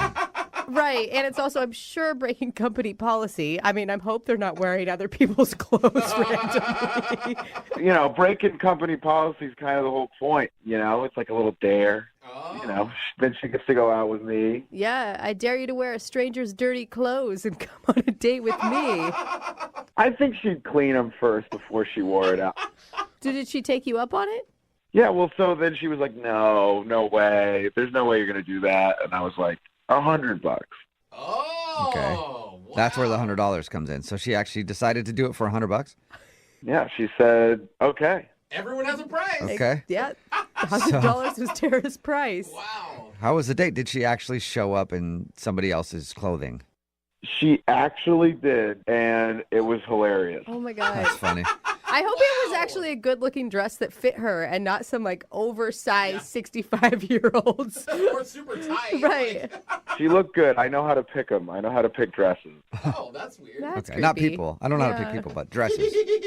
10 out of 10. I know how to pick dresses, but, I got to give her props, okay? Because it's pretty ballsy to actually do that, to actually take me up on that. Yeah. Yeah. Okay, so how was the actual date with her, though? So we went to a bar and classic date. Yeah. And honestly, it was great. Okay. What was a highlight? First of all, she's funny. She was Okay. kind of like ripping on the bartender a little bit. And it was fun. And, she's like actually into sports, which is not something you're always finding on dates. And I like sports. Anything really special about it or notable? I mean, she did keep talking about marriage. Whoa. Like how she wanted to get married or just marriage in general? Well, yeah, she just said like that marriage was really important to her and that she wants kids. Were you freaked out by that? To be honest, I was not. Hey, that's a good thing then. Well, and it's important to talk about it. I mean, not necessarily always on the first date, but this is my end goal in life. So if you're not into it, let's not waste our time. Yeah, exactly. And just because, I paid for this date doesn't mean I'm not taking it seriously. Oh, yeah, that's right. You did pay for it. Did you actually give her $100? Did you pay up? I actually gave her a $100 bill right when she got there. And I was surprised she didn't run off, to be honest. That's awesome. Yeah, deal's done. That's awesome. Well, how did the date end? Did you guys kiss? For $100, I would hope so, yeah. It's like not on the lips. You're making me seem so much creepier than I am. I'm good at that. No, it's a one of my funny special story. skills. But did you guys kiss at the end? We did. Okay. And report, what was it like? It wasn't super over the top, the most romantic thing in the world, but it was like 5-10 seconds. Nice. Okay. First date. And did you make plans to see each other again? Yeah, we were gonna like text each other and figure out another time. Okay. And she's not texting you back now? We were texting. We were like going back and forth, and she was changing the time a lot. And now she's not really responding. I'm kind of worried about the dress part of it. Why? Like that she got in trouble or something. Oh, yeah, because she wasn't supposed to be doing that. Maybe you got her fired. She got caught. I'm worried that her boss fired her or something. Okay. But you haven't been back into the dry cleaner where she works. No, I'm terrified. Okay. Well, we'll play a song and then come back and call her and get your second date update, okay? All right, cool. Okay, hang on. Moving 92.5. Brooke and Jubal in the mornings. Second date update. I must be getting my clothes dry cleaned at the wrong place. 'Cause I've never seen an attractive dry cleaner worker. It's usually like old dudes who smell like smoke still. No, we have old ladies at ours. And Yeah. they look like smoke. And Henry's on the phone right now. He actually met the girl that he wants to call today. She was working at the dry cleaner. I guess I didn't ask. Is she an old dude who smells like smoke? No, she's not. Okay. Cool. All right. Just wondering. Shocking. I mean, you do what you want. I just wanted to get the right picture in my mind. But he met Tara at the dry cleaner. He actually dared her to meet up with him wearing somebody else's clothes from the dry cleaner. He paid her $100. He bet her $100 she wouldn't do it. She did it. They had a fun date. They even kissed at the end of the night, but now she's not responding to any of his text messages. So we're going to see if we can find out why. You ready to go? Yeah, let's do it. I want to figure this out. And you're worried that, the stunt that you guys pulled could have gotten her fired. Yeah, or like, maybe now she's like wants more money from me or something. She's like, next time we go out, I'll wear something else for $250. Yeah. All right. Well, I'm going to call her right now, see if we can figure it out. Okay, you ready? Yeah, let's do it. Here we go.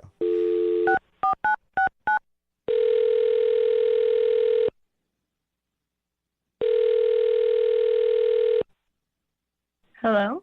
Hi, is this Tara? Yeah. Hey, Tara, how are you? This is Jubal from Brooke and Jubal in the morning. Oh, I'm sorry, I'm not familiar. Brooke and Jubal in the morning is a radio show? Oh, okay. Probably still not familiar, huh?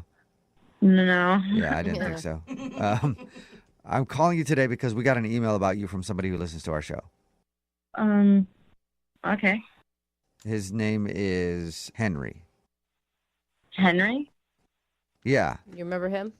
Yeah, why did he talk to you about me? I'm sorry, I'm really confused. Well, we do a segment on our show called the Second Date Update. That's where if you go out on a date with someone and then you don't want to see him again, they can email us to get you on the phone and find out what happened. And Henry told us about your date. He told us how you dared you $100 to put on some dress from somebody else from the dry cleaner and meet up with him. And you did it, and he thought everything went well, but now you're not getting back to him, and he's confused. Okay, so he just told you all of this without checking in with me if he could just share this personal information? I suppose he would have checked in with you if you were answering him, but unfortunately you're not. So, yeah, he did tell us that, though. Did he tell you, like, the name of where I work and all of my personal information? No. All we no. know is you're Tara and that you're at a dry cleaner. Yeah, that's it. And it sounded like a fun night. Like, it sounded like, I don't know, a funny way to meet somebody and go out on a date. I mean, I think he's a really good guy, but now, like, you can't just tell someone on a public radio or whatever that I'm stealing from my work. That's like a really shitty thing to do to someone. Right. Well, you're anonymous, though. We don't know anything about you other than your name. Okay. And the fact that you wore a dress that wasn't yours on a date. That's it. And if you think of it this way, if you've never heard of our radio show, I'm guessing nobody at your work has also heard of us. So you're probably in the clear. Okay, well, I hope so. I mean, I don't know. Oh, you're fine. Can you tell us a little bit about your date? Did you have fun? The date was really good. I had a good time. What else do you need to know? I mean, just basically, why don't you want to see him again? I mean, I just think looking back on that night, I'm really grateful for that experience. It was really fun, but it kind of changed everything for me. Changed everything? That's a bold statement. I know. What do you mean by that? Well, one, I wasn't even going to do it, but then something in me was like, no one will notice. Just take the dress. Oh, you're talking Okay. about the bet about whether or not you'd wear the dress. You weren't going to do it at first. Yeah, he told you about that, right? Oh, I got it. Now you're a kleptomaniac. You're stealing all kinds of things. No, I really, honestly, I really never do stuff like that. Then I put it on, and then when I was looking in the mirror, I was like, oh, damn, I look good. And, like, I never... That's awesome. I really don't try at my appearance so much. I mean, I take showers and, like, I shave my legs, but it's not, like, anything over the top. Right. It's just not a priority for you. No, but then after I put that dress on, it just totally changed the game for me. And I was like, suddenly people that I never would have like hit on, or they wouldn't hit on me, like they were just like noticing me. And after the day, I actually wore it more. And when I was out with just friends, people were just like asking me out left and right. And yeah. So the dress that you took from the dry cleaner, you actually like it a lot. No, I love it, and I'm never giving it back. Oh my God. No! I feel like it has this magic power, and all of these guys that I would think were way out of my league, wouldn't even dream or fantasize about kissing, are suddenly like, I'm trying to get them off of me. Oh my God. Wow. I want to know what this dress looks like. I want to wear the dress. It has a good cut. Are you in the dress right now while we're on the phone with you?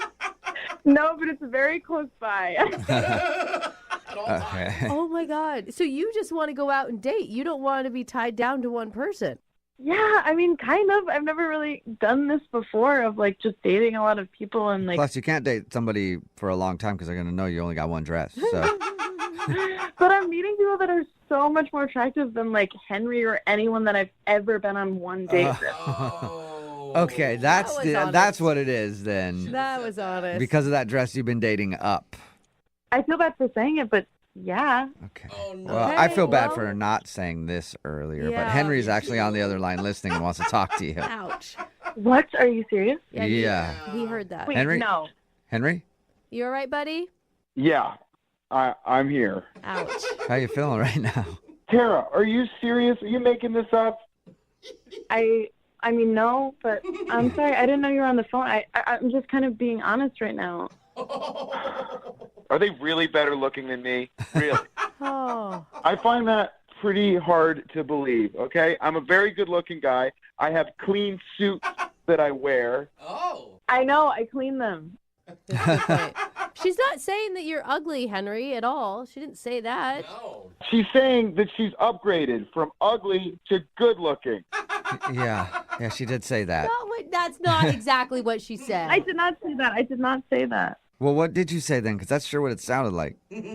I was just saying that there's people that don't usually notice me, and they're noticing me now, and And they're better looking than Henry. You said those exact words. I didn't mean to sound harsh. Tara, it is not your fault. Henry, you're the one that called, and you knew that the truth could be a little harsh. And you're the one that told her to wear that dress. Exactly. If anything, Tara should be thanking you. Honestly, thank you. It's really, it really has changed my life, and I really appreciate it. I'm sorry I didn't intend for it to happen this way. stop, please. Okay, I cannot believe the dress I picked out turned out to be a magic dress. Well, Henry, you said earlier that you know how to pick dresses, and apparently you do, man. Yeah, okay, well, You don't need to be dating. You need to be a stylist. honestly, you kind of owe me, to be honest. Oh my God. What do you mean I owe you? I don't understand. I mean, because I gave you $100 and you were able to change your life. Well, I mean, yes, before meeting you, I was $100 less than what I am now. But honestly, the dress, it's changed me, and I really feel like I'm a new person now, and I do have you to thank for that.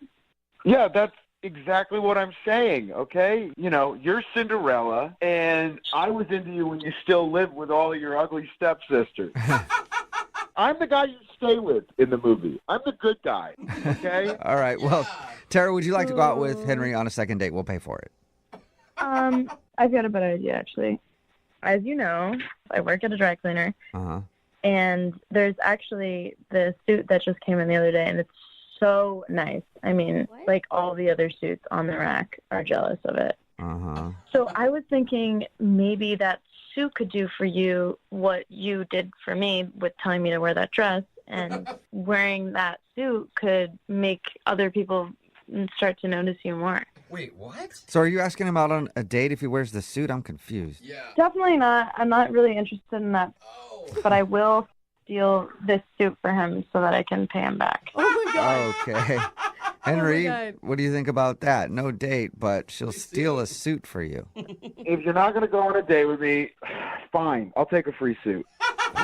Okay. Wow. All right, well, I think this kind of worked out. Like, Yeah. you didn't get a date out of it, but Free clothes. you got some new clothes, man. That's not bad.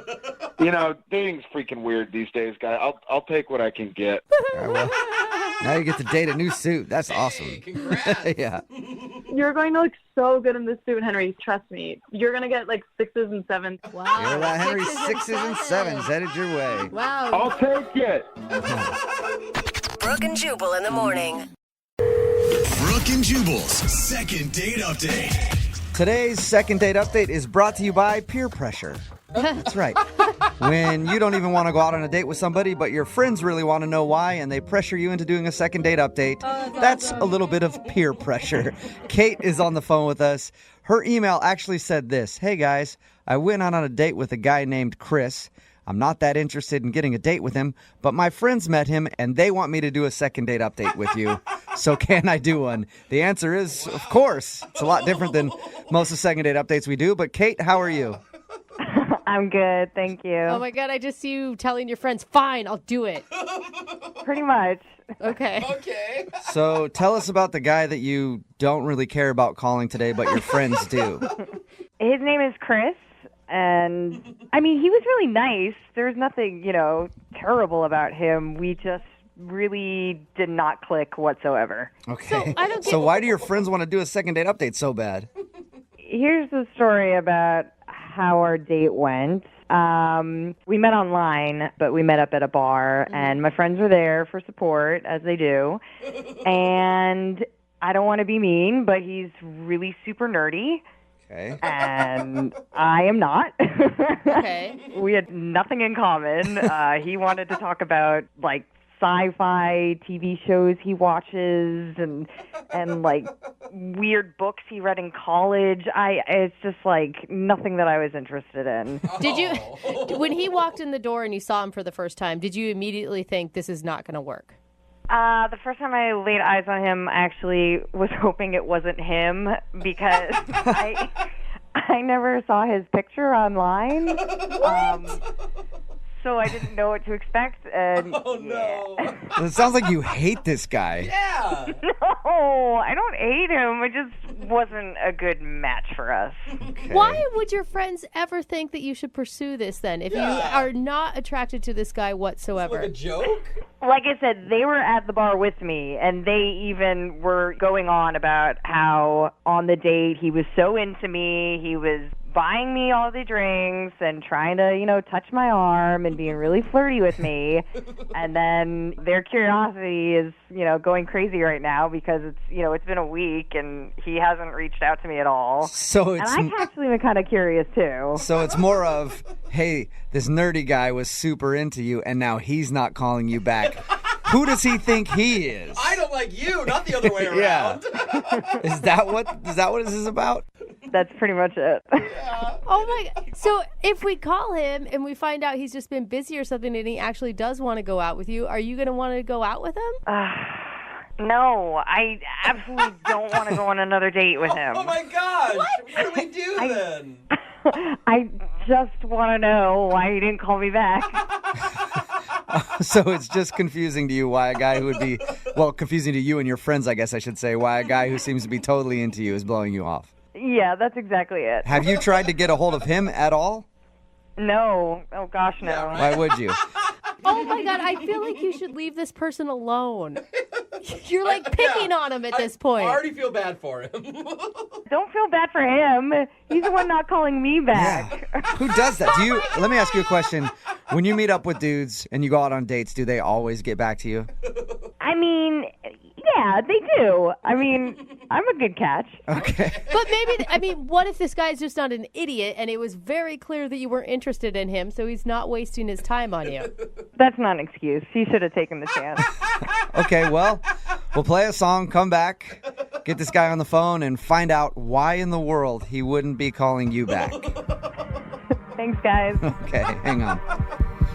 Moving 92.5. Brooke and Jubal in the mornings. Second date update. The best way I can describe the second date update today is this. Imagine you go for a job interview and you're really super qualified, like overqualified for the job. Like you shouldn't even really be interviewing for it. Like they'd be a fool not to hire you. And then they don't call you back for a second interview and you're like, what the How could I possibly not get a call back? This is ridiculous. And then you're like, what did I do wrong? I have all the qualifications. Why is that job blowing me off? That's ridiculous. I should be the one to go, no, thank you. I don't want to work there. I got a better, higher paying job. Well, that's what happened to Kate. She met a guy. She didn't really like him very much, but now he's not calling her back, so she just wants to get him on the phone and find out why. As a matter of fact, she doesn't even want to get him on the phone. Her friends pressured her into doing a second date update. Is that a pretty accurate way to describe it, Kate? That's exactly it. I'm kind of curious, but my friends are really curious. Do you feel, you guys kind of sound like the Cool Girls Club picking on the dorky kid in high school right now. You realize that.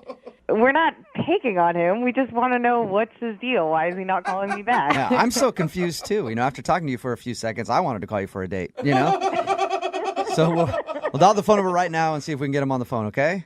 All right. Thanks, guys. Here we go.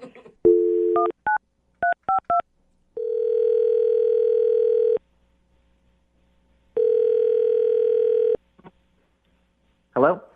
Hi, I'm looking for Chris. Yeah, this is him. Hey, Chris, how are you? This is Jubal from Brooke and Jubal in the morning.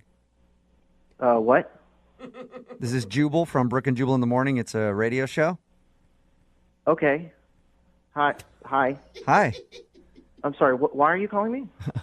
I'm calling you because we recently got an email from one of our listeners. They asked if we could get a hold of you. Why would someone email you about me? Because I guess you're a pretty fabulous dude and they'd love to see you again. Are you guys messing with me? What is this? No.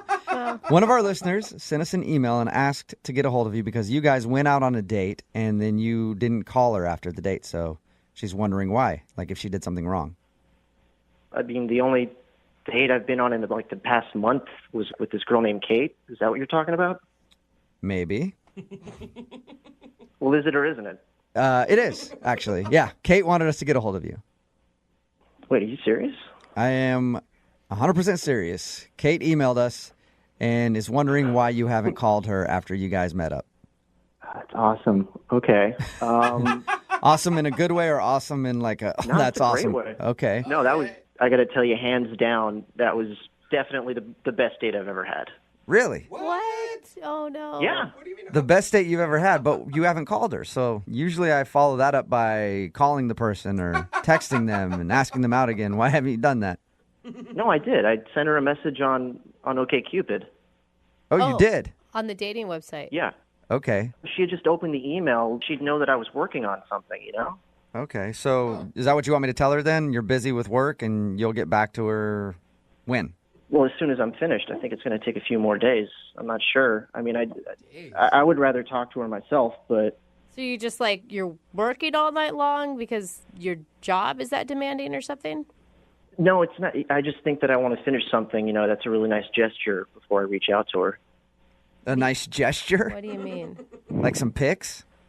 Like a photo shoot or something? It takes all day, multiple days to get one of those right. What kind of gesture are you talking about?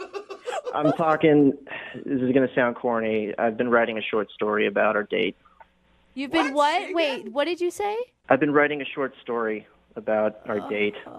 A short story? That you're going to have her read or you're going to try to publish?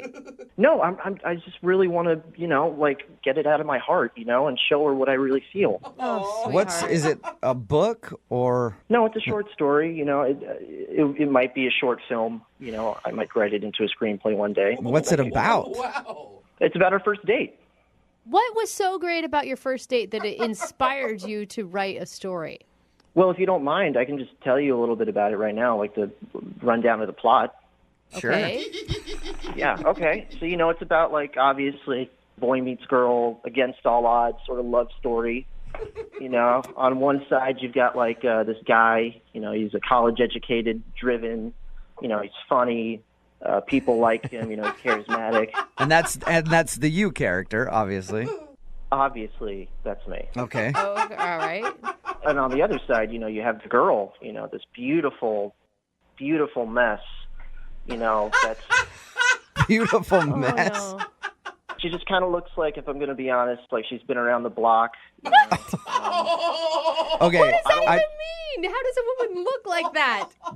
It's against all odds, It's like two sides of the track, like two opposite faces of a coin. Right. How much more different can someone be? So you're saying that you are a very successful, smart man, and she's just a mess who's been around.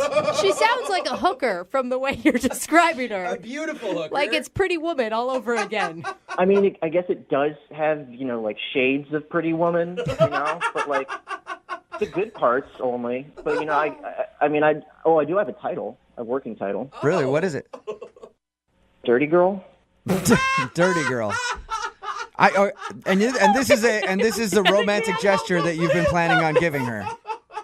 Yes, absolutely. Do you think that calling her basically just a wreck and comparing her to a prostitute like in Pretty Woman and calling it Dirty Girl is going to be a good thing? Okay, I didn't say Pretty Woman. You guys said Pretty Woman, all right? I said shades of Pretty Woman. Got it. And she's not a prostitute. She's a girl that's lost her way. A guy comes into her life and, he saves her.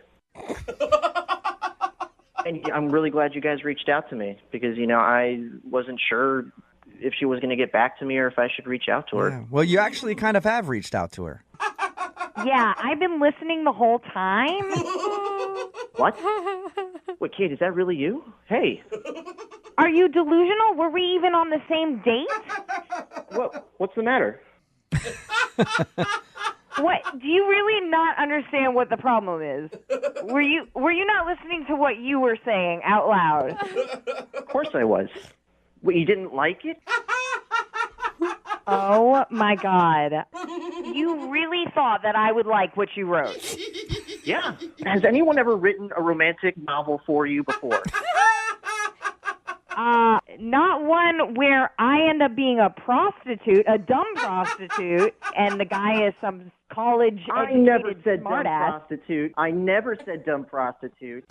That is true. We made the prostitute comparison with Pretty Woman, but that's what it kind of sounded like to us. Thank you. I am just shocked that this is happening. I am so out of your league, by the way. I hope you understand that. Yeah, of course you are, and that's why the story's beautiful. Oh, my God. And I'm sure you've been with plenty of men, and you know what? I'm okay with that. I'm totally cool with that. You're not helping your case, Chris. Oh, my God. Kate, you've got to see at some point, I mean, he is a romantic at heart. He's a little naive and doesn't exactly know how to talk to women, but it's a little sweet. I am just so offended right now. I don't know what to do. No one has ever talked to me like that before. No one has ever said those things to me before. I think what you have to do is go out on another date with him. Chris, would you like a second date with Kate? We will pay for it. Yeah, absolutely. No second date. That's not happening. But Kate, you're the one that wanted us to call him in the first place, so this could be a successful second date for you. I don't want to give him any more material for his novel about me being a dumb prostitute. So, no way. Listen, I just need you to read this story, okay? I think if you read it, everything will be explained and you'll understand everything. Chris, I'm sorry, man. I don't think Kate is going to see your point of view on this one. Kate, I want you to know that no matter what happens today, you will always be my dirty girl. Lovelier words have never been spoken, have they, Kate? Brooke and Jubal in the morning. Text in at 78592. It says, that guy is definitely a weirdo, but that girl is not much better. Yeah. It's Brooke and Jubal in the morning talking about today's second date update. This girl, Kate, wanted to call a guy named Chris. They went out on a date, and she was just amazed that he wasn't calling her back. They actually kind of met at a bar and everything else. And they hung out, and she's like, dude, I'm way out of his league. Yeah, poor Why guy. is he not calling me? She didn't even really care that much if she got a date. It was more that her friends put her up to it and said, you have to do a second date update to find out why this guy would not call you back because you're the bee's knees. The bee's knees. Because So- suddenly they're in the 1920s. Yeah. Yeah. We got him on the phone, and it was kind of weird because he said, no, I want to call her back, but I'm writing a short story about her, and I wanted to present it to her when we went out on our date. It was such karma, though, you know? Like, she was so stuck up about herself. Yeah. And the story, he said, was about how a smart, like, well-educated dude meets a beautiful mess of a woman. Who's been around the block Mhm. a couple of times. Yeah. And it was called something like Dirty Girl. That was the working title. She was offended by that, obviously. A lot of text in at 78592 that says, I'll go out with him. I'm a romantic like that. So apparently that wouldn't creep that person out that the dude was writing a short story about her.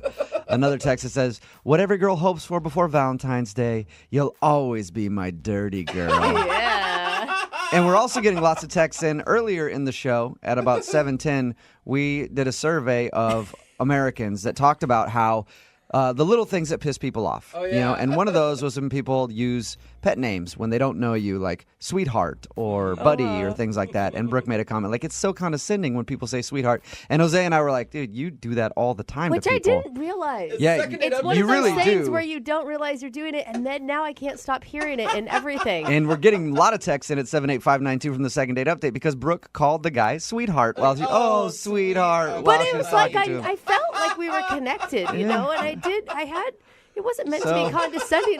That worked had out. a lot of heart for him, man. That worked out perfectly, I guess. Proof that you do that. Or remember, if you want a second date update, all you have to do is email the show, and we will call the person who didn't call you back. Brooke and Jubal's second date update.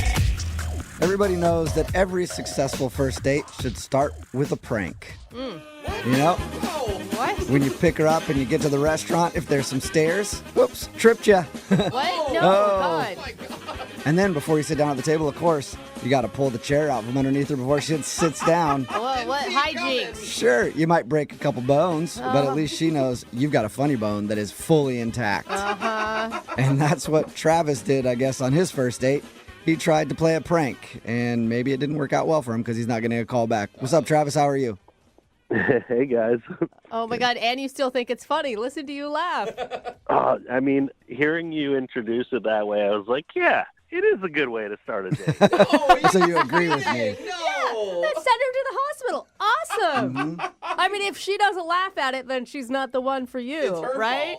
Now, the prank that you described in your email wasn't quite as good as the pranks that I described, but No, it wasn't like a full contact prank. Yeah. But Okay, that's good. that's maybe where you went wrong. maybe. All right, so tell us about your prank before we get into the rest of the date. So I picked her up, and I drove her to a Taco Bell drive-through. Oh, that's actually was kind of like- funny. Like, you and I was made her like- think that that's where you guys were going to dinner? Yes.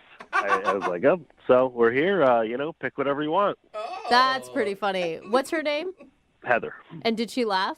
It was a little chuckle, but, I don't think she thought it was as funny as I did. I think you still think it's hilarious.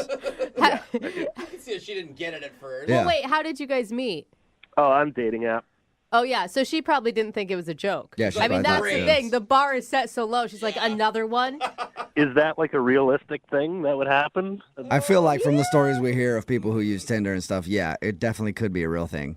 Yeah, that she was pretty freaked out. So All right. I guess it makes sense. So you did actually take her on a real date, though? Yes. All right. What'd you guys do?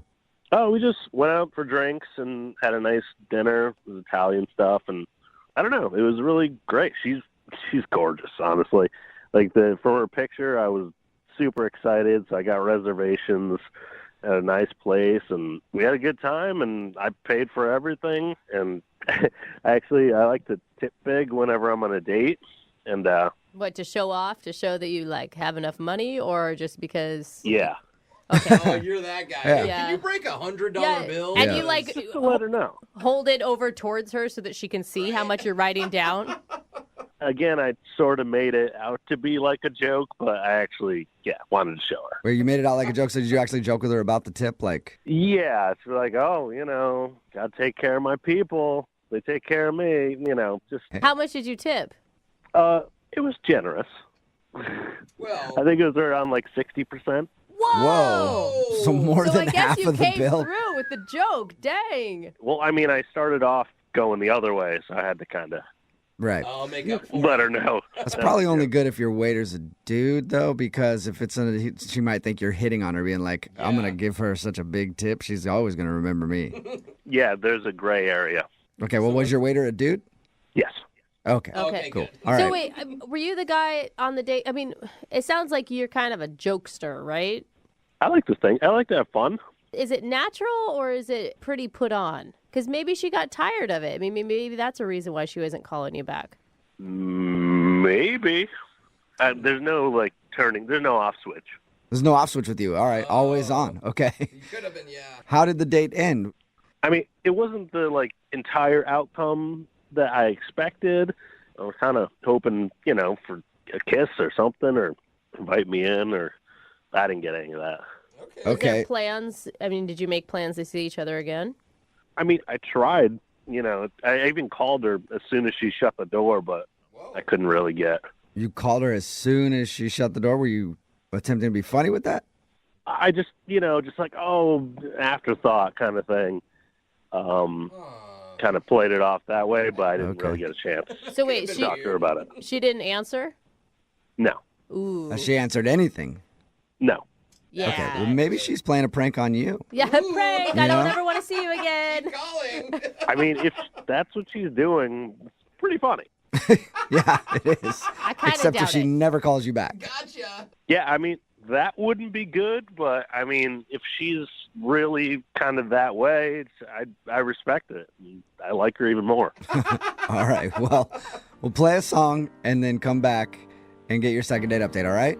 Okay. All right, man. Hang on. Moving 92.5. Brooke and Jubal in the mornings. Second date update. We've got a listener named Travis on the phone for a second date update right now, and he described his date as beautiful. That's the girl he wants to call today. Her name's Heather, but I was more interested in how Travis described himself. He said he's a dude without an off switch. He's just always on. And he even played a practical joke on his date when he picked her up. He took her by Taco Bell through the drive-thru and then was like, "This is dinner." And then he was like, "No, it's not." And then they went to a regular dinner, and he said they had a good time. He didn't get a kiss at the end of the night, and she hasn't answered any of his calls. But really, Travis, why are you so on all the time? Like, why don't you just ease off the gas a little bit once in a while?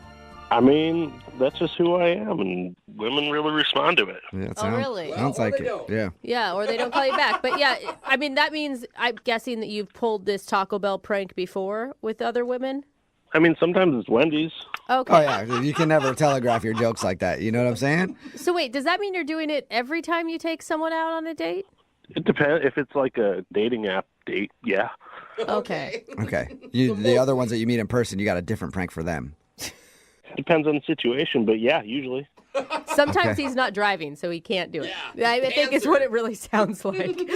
I'm just a master of surprise. It's who I am. All right. Well, let's surprise Heather right now and call her and see if we can get you a second date, okay? Okay. All right, here we go.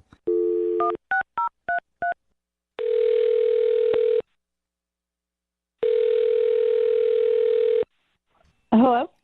Hi, is this Heather? This is her. Hey, Heather, how are you? This is Jubal from Brooke and Jubal in the morning. I'm well. Who are you again? Jubal from Brooke and Jubal in the morning. It's a radio show.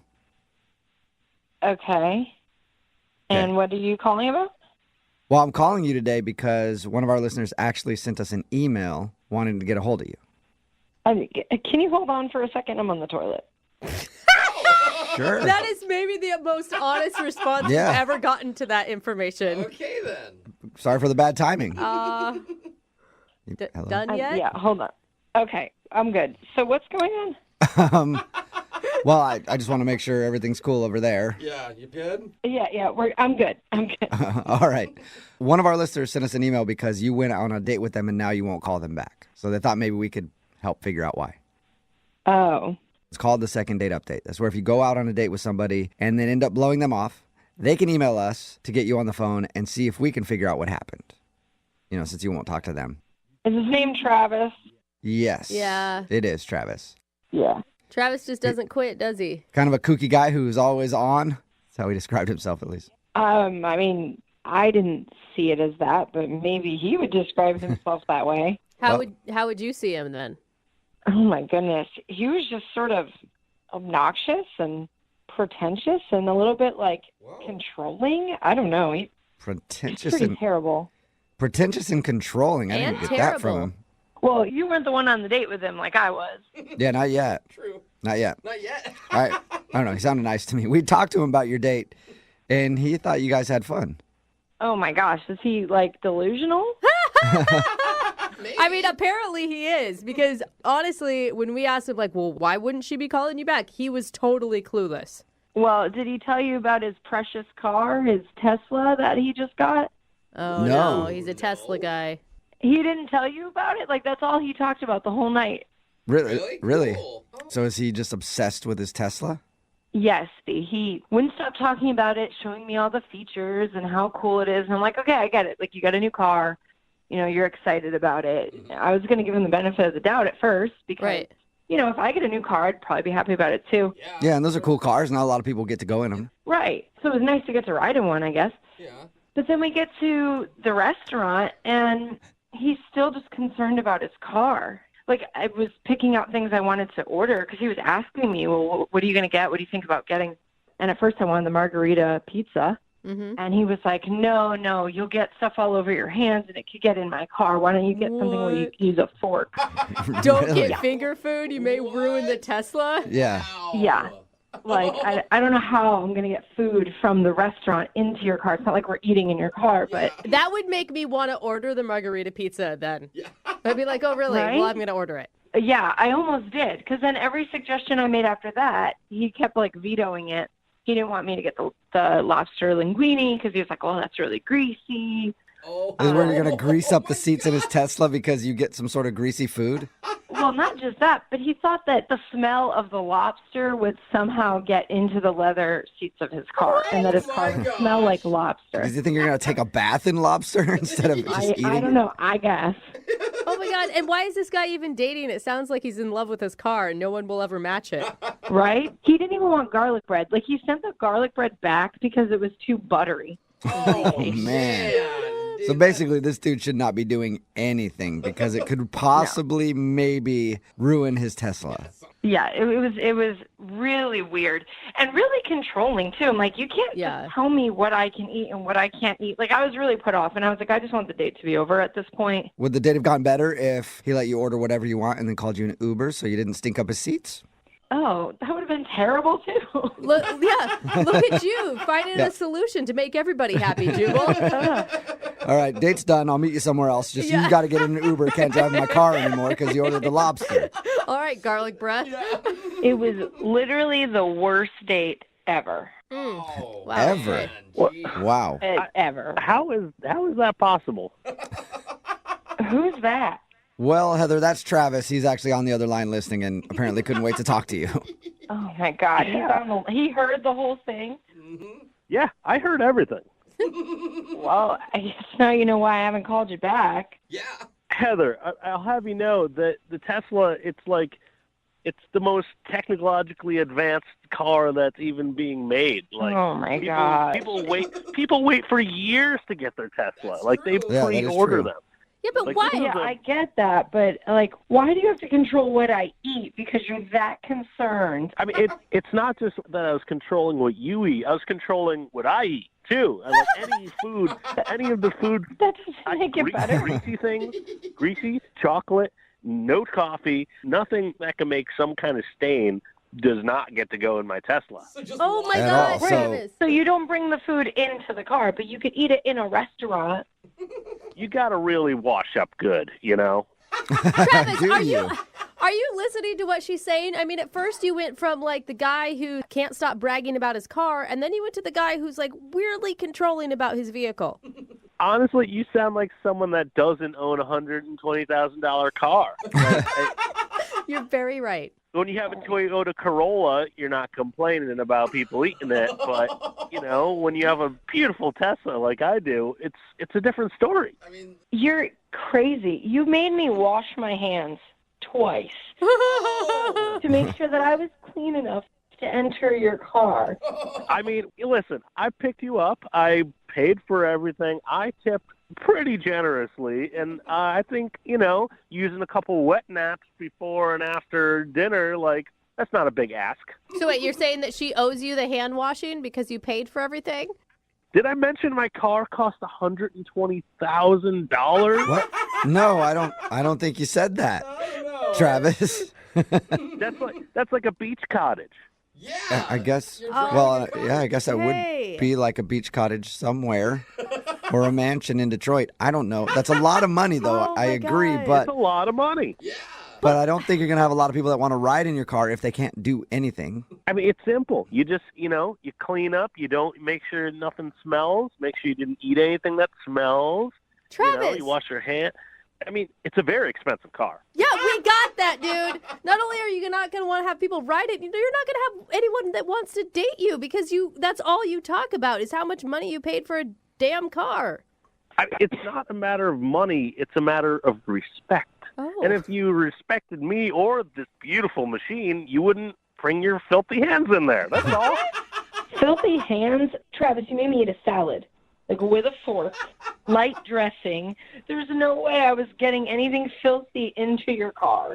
You're just being super paranoid and crazy. Well, vinaigrette is pretty tough to get out. That's all I'm saying. All right. Oh, my God. Well, Drop it. There's not one apology from Travis. Heather, would you like to go out with Travis again on a second date? No.